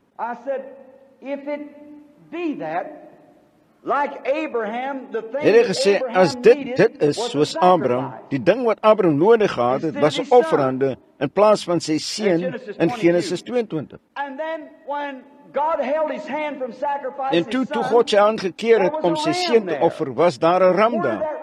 Waar het daardie ram vandaan gekom? Hy was 100 myl van die beskawing af 3 dae verre reis. Enige man kan 25 myl per dag loop, ek het baie keer 35 geloop. En vandag reis ons per motor en so, per daardie dae was hulle hele reismetode of deur 'n donkie te ry of om te loop. Hy was 3 dae ver en het toe sy oë opgelig in die berg daar ver gesien. En behalwe dit was hy bo op die berg waar daar geen water was nie. En wat sou die ram daarbo doen? En dit sou doodgemaak word deur wilde diere as dit weg was van die beskawing. Waar het die ram vandaan gekom? Dis waarom Abraham die naam van die plek Jehovah Jireh genoem het. Die Here sal vir homself opvoorsien. Hy is in staat om dit in ontstaan te spreek. Hy het gesê, as die Here my bediening daar bevestig het om my te laat weet dat hy sy mense gaan help en my dit laat doen, het hy gesê, dan dieselfde Jehovah Jireh, ek het 'n eekhoorn nodig gehad, net soos hy 'n ram nodig gehad het. Ek glo Jehovah Jireh het daar geplaas deur sy selfde gesproke woord. Dit was in elk geval nie ek nie, want ek het nie geweet wat ek gesê het nie. Hy het dit self gesê. En ook klein stil suster Hetty, wat daar agter gesit het, 'n klein stoffiekappie op soos die plattelandse vrou daar dra. Sy het 'n klein skoon rokkie aangetrek om te kom om haar ma te help om vir my 'n middagete te kook. En sy het met haar hand gesit soos hierdie en sy het gesê, dis niks anders as die waarheid nie. Sy het die regte ding gesê. Hier's my Bybel. En as 'n diensknegt van God sê ek dit. Ek kon skaars die laaste keer hoor wat sy gesê het. Haar ma het iets probeer sê, maar ek het dit nie verstaan nie. Ek net toe sy dit gesê het, sy het die regte ding gesê.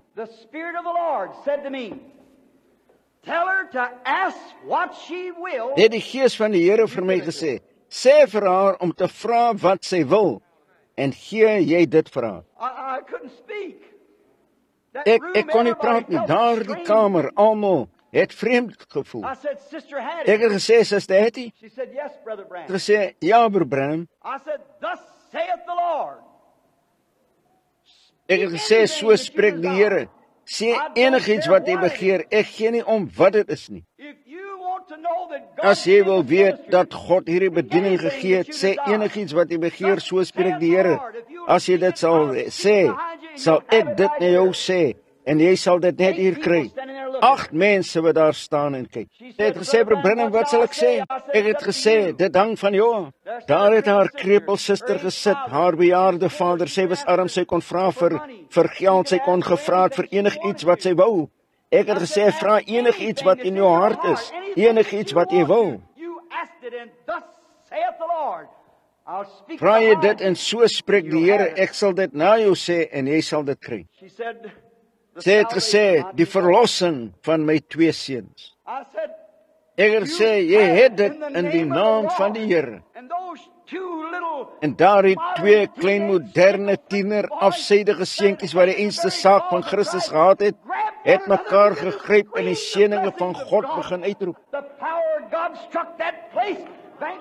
Die krag van God het daardie plek getref, Banks het in sy bord geval, ek weet nie wat gebeur het vir omtrent 10 minute.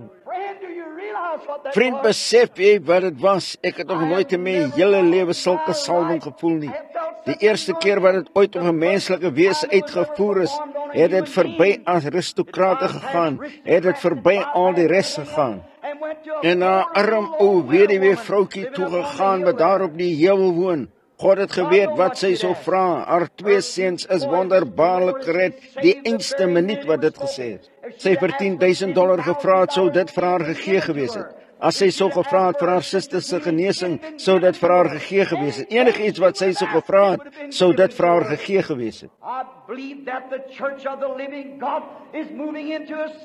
Glo dat die kerk van die lewende God nou in 'n sfeer in beweeg wat die hele wêreld gaan skud. That's the first time it's been since the days of Jesus of Nazareth. To a human being. Dis die eerste keer wat dit was sedert die dae van Jesus van Nasaret aan 'n mens. Vra enigiets wat jy wil en dit sal vir julle gegee word. Enigiets wat jy begeer. Sien julle nie die woorde van Jesus Christus wat vervul word nie? O, dit gaan binnekort gebeur. Ek sien uit dat dit in hierdie diens sal gebeur. Ek wil hê dit moet nou gebeur, dat daardie salwing die hele kerk van die lewende God sal trek. En sy op haar voete sal kom soos 'n magtige marcherende leer. Die sieke sal deur 'n woord genees word, die blindes sal sien, die dowes sal hoor, die dooies sal opgewek word. En die krag van God sal die wêreld skud met die kerk van die lewende God. Ons is nou in die proses daarvan.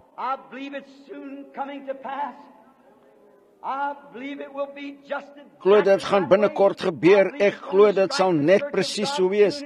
Ek glo dit gaan die kerk van God binnekort tref en dit gaan 'n herlewing begin wat die wêreld sal skud, glo ek. Here God van die hemel wat hemel en aarde gemaak het, wie se diensknegt ek is en nou hier voor julle staan in die naam van Jesus Christus, daardie woorde is waar.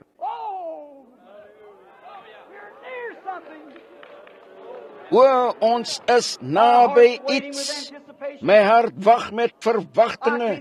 Ek kan nie eers rus in my hotelkamer nie.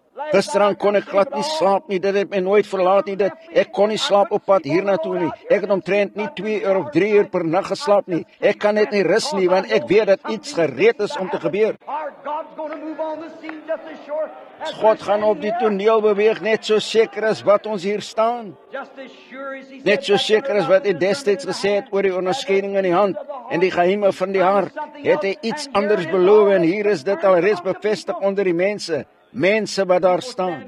En verlede Sondagoggend in ons kerk daar by Jeffersonville of Sondag week gelede is dit nou, toe ek dit vertel het, daar het die hele ryk familie gestaan en getuig, die seëninge het nog nooit daar die huis verlaat nie. Hulle het gesê, hulle het net lyk nie na dieselfde plek nie, daar die vroutjie wat nooit in haar lewe geskree het nie, reken ek tot sy, van het sê, baba was, jy kon haar vir 3 stadsblokke ver die lof van God hoor uitskree.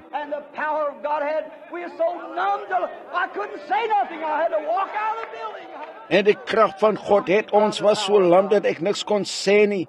Ek moet uit die gebou uitloop. Ek was so gesalf deur die krag van God. Hy is God. Hy lewe. Ek voel dat een groot ding nodig is. Die Heilige Gees praat met my oor. Ek glo ons behoort aan te hê hierdie aand dat ons onsself moet toewy. Dink julle nie so nie, is julle gereed, kerk van God? Is julle gereed vir so 'n skuif? Het julle elke sonde begrawe in die bloed van Jesus Christus? Het julle al julle verkeerde goed bely? O predikers van die evangelie, my kosbare broers, ek vertel julle die waarheid, so help my. God weet dis waar. Ons het net nou die skaduwee van iets wat op hande is. Ek weet nie waar nie, wanneer of hoe nie, maar ek het julle presies die goddelike waarheid vertel en God weet dis waar. Die Heilige Gees is nou hier, wat genees.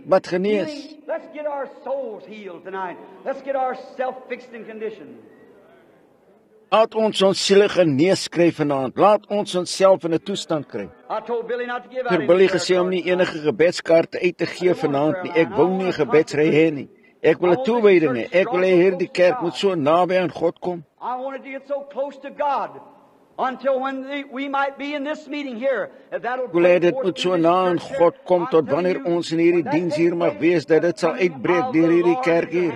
Ek sê julle, wanneer dit plaasvind, is die koms van die Here op hande. Vyand met hulle atoombomme kom soos 'n vloed, die Gees van God rig voortdurend, is staan daarteenoor.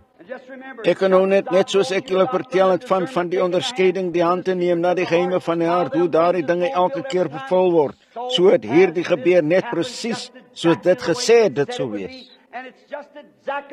En dis net presies volgens die skrifte, soos dit aan julle bewys is deur die geheime van die hart te ken, hoe dat Jesus na die menigtes gekyk het en onderskei het en die mense kon vertel wat sy kleed aangeraak het en so oorhoor daar die reën, water en vroeë reën en laat saam sou wees, soos ons gister gehad het. Dis presies.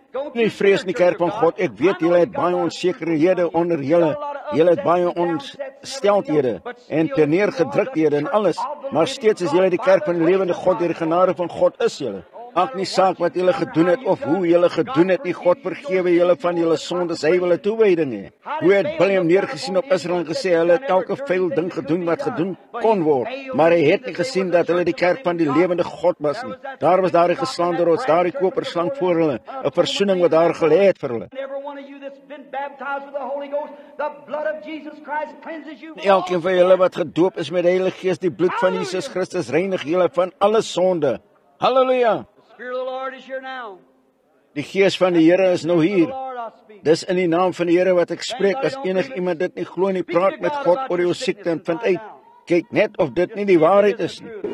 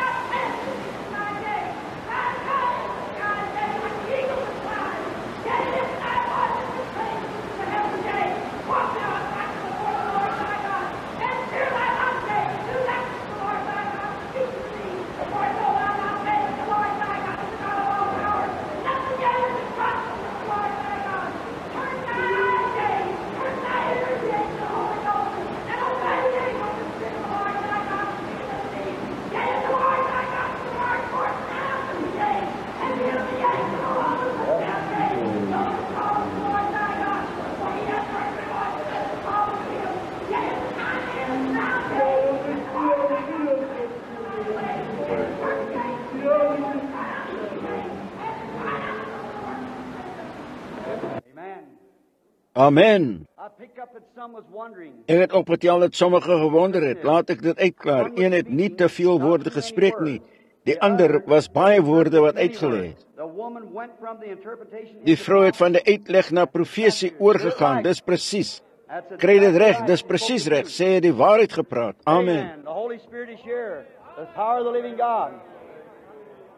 Heilige Gees is hier, die krag van die lewende God. Siek. Dit is nie nodig om siek te wees nie.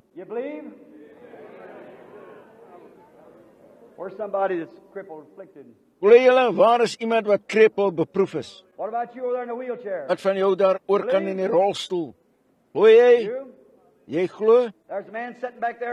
Daar's 'n man wat daar agter aan die agterkant sit, wat na hom toe kyk met 'n rooi das aan. Die engel van die Here staan bo daardie man. Ek ken hom nie.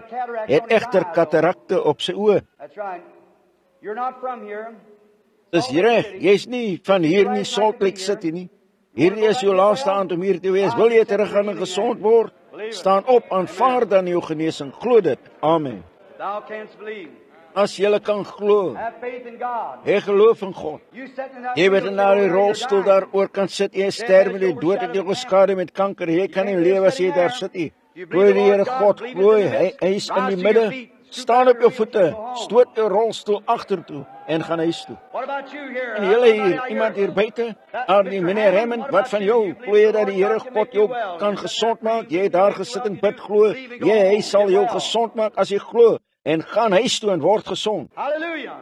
The Lord God is in the midst of his people. Do you believe it? Let us all. Halleluja, die Here God is in die midde van sy mense. Glo julle dit? Laat ons almal op ons voete staan. Hierdie is die uur van goddelike toewydings. As jy kan glo, die Here God vereis 'n toewyding. Hy kan nie oor ons uitbreek totdat ons so oorgegee is aan sy wil, aan sy krag nie. Hy kan nie uitbreek totdat ons harte so gereinig het van sonde en dinge van die wêreld. Totdat die Heilige Gees op ons kan inry en ons nou so omring soos hy my net nou het nie. Hoe weet ek hierdie dinge? Dis nie ek nie, dis hy wat spreek. Ek het die waarheid oor hom vertel. Daar breek iets niets uit. Kyk en sien, dit gebeur alreeds. Dit sal uitbreek net so seker as wat ek op hierdie platform staan. Goed, wees gereed daarvoor om die Here God in groot seëninge te ontvang. Die kerk van die God, kerk van die lewende God, elkeen van julle nou, laat ons hierdie aand neem hiervoor, 'n toewyding aan God, dat julle sou neem. Julle siek mense, vergeet julle siekte, want die God van die hemel staan hier. Waar is hy? Oral oor julle, oral deur Here, oral in julle. Van die hemel sekerlik, hy is, steek julle hande op, verhef julle stemme, wy julle self toe aan die Here. God, ek wy myself toe, help my in hierdie nuwe bediening, Here, dat u krag, u sterkte en u genade my sal salf met die Heilige Gees. Dat u die kerk sal toewy en hierdie dinge wat ek gesê het van hierdie diere wat u in ons staan gespreek het. Here God, neem die kerk in die krag, onder u bewaring en vul met die Heilige Gees. Here, vergewe die sondes van die kerk, vergewe ons verskille, Here, en stort van omhoog die doop van die Heilige Gees vars opnuut uit op u mense. Skenk dit, Here. Sit julle hande in die lug, prys hom, sing heerlike lofprysinge, wy jouself toe aan hom. Die man is uit die rolstoel besig om God te prys met sy hande in die lug.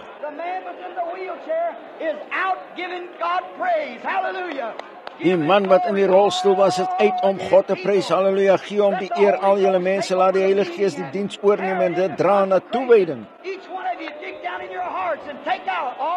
Kom vir julle grawe af in julle harte en haal al die wortels van bitterheid uit, neem al die sonde uit, al die ongeloof, al die skeptisme wat jy in jou hart gehad het, gooi dit uit, maak gereed, die Heilige Gees gaan groot dinge in julle midde doen. Here God, hoor die gebed van die kinders wat hulle self aan u toewy. Ons kom gelowig, ons glo u, Here, met ons hele harte glo ons u. Ons bely ons sondes, Here, vergewe my van al my foute, vergewe my prediker broers van hulle foute, vergewe die kerk van hulle foute, Here God, heilig ons harte so diep met liefde en met krag en met toewyding. Vind guns by ons, Here, stort u krag uit.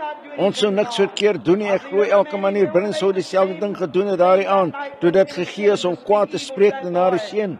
Ons sou nie krag gebruik vir bose dinge nie. Ons sou dit gebruik, Here, slegs tot die eer om die siek kinders te genees. O Here, stuur u krag, stuur dit op ons, Here, nie vir ons wil nie, maar tot die eer van God. Die heidene woed, hulle sê, hulle bedink nietige dinge. Maar die Heilige Gees weer hierdie plek skud waar ons vergader is, die verhale van die krag van die Here God vertel. Skenk dit, Here, laat die geweldige rukwind deur elke hart trek, elke sonde uitbrand, elke ongeregtigheid, elke twyfel, alle vrese. Mag elke persoon 'n toegewyde geheilige vir u word. Hoor ons, Here, mag ons van hier af gaan met vrymoedigheid, mag ons gaan met 'n diep gevestigde vrede in ons hart, met 'n ware geloof wat berge sal skud vir wat ons vra. Skenk dit, Here. Seën my predikers, broers, seën almal wat teenwoordig is, seën die siek mense. Hier het is die siekes genees. Hier is die beproefdes en wat sit in rolstoele wat opstaan. Hulle met krikke wat hulle op die vloer gooi. Die siekes en beproefdes met hulle hande in die lug op wat die prys. Ons het U lief, Here, ons glo.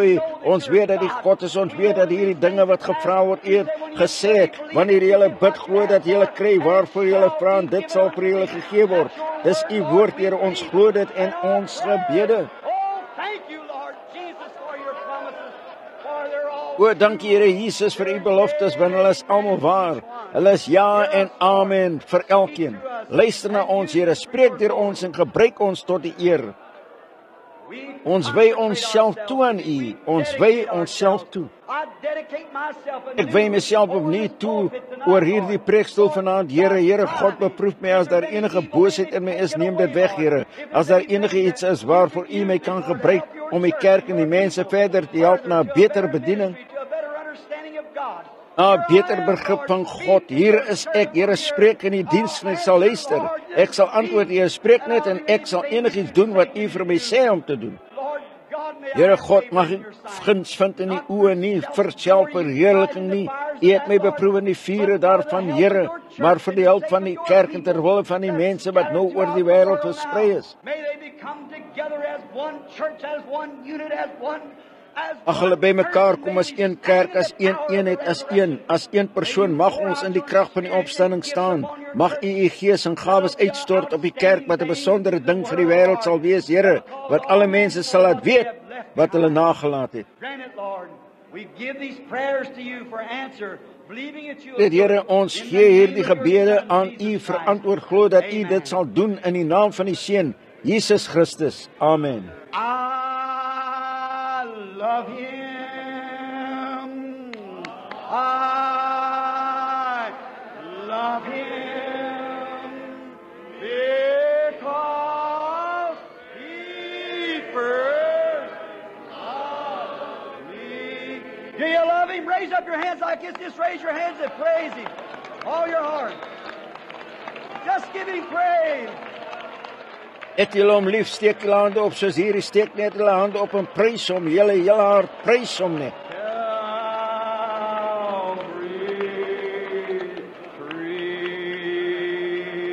I love Him. You really do it? Amen.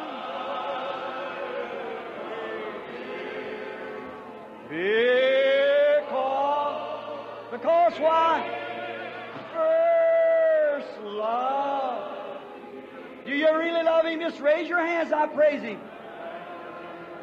Julle hom regtig lief, steek nou net julle hande op en prys hom. Salvation on Calvary Street. Is hy nie wonderlik nie? Is hy nie groot nie? Voel julle asof die Heilige Gees die bloed van Christus julle hart vrygewas het van sonde? Voel julle nou goed? Wil het hulle lewens opnuut toegewy aan God? Steek julle hande op, ek wy myself toe aan U, o Here. U is my God, my verlosser is Jesus Christus. Ek gee nou myself ten volle en volledig aan U vir U diens. Let it be like that in your heart. I believe God's going to do a great thing. Laat dit so wees in hulle harte. Ek glo God gaan 'n groot ding onder ons doen. Dit het al reeds begin en as dit so begin het, wat sal dit wees nadat dit 'n klein tydjie aan die gang is? Geseënd sy die naam van die Here. Goed, laat ons nou hierdie goeie ou gesang van die kerk sing voor ons vertrek. My geloof kyk op na U. Dis waar ons staan. Dis die enigste ding wat 'n berg sal versit. Dis wanneer God jou moet salf tot so geloof dat dit nie kan val nie. My geloof kyk op na U. Laat ons dit nou sing met ons oë en ons hande en ons hart opgehef na God. Almal saam nou.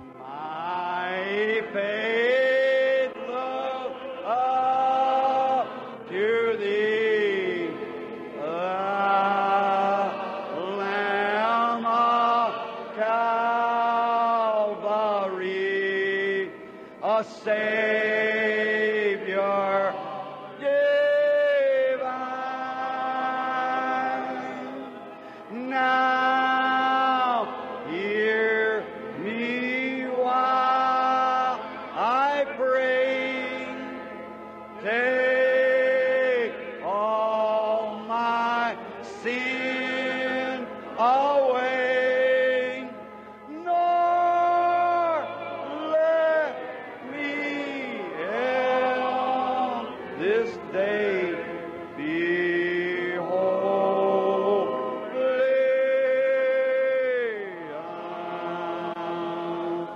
Let us bow our heads.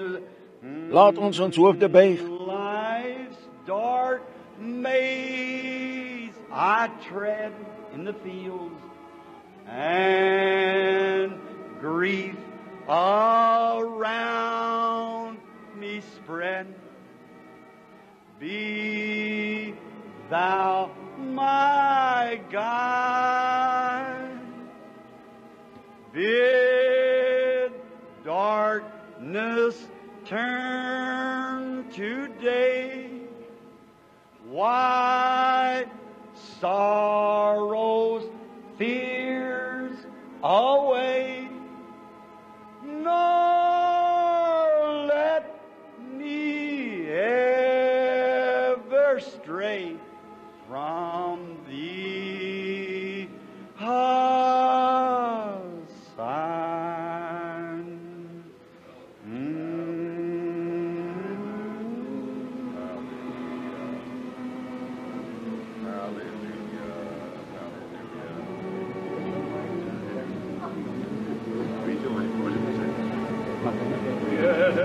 Hallelujah.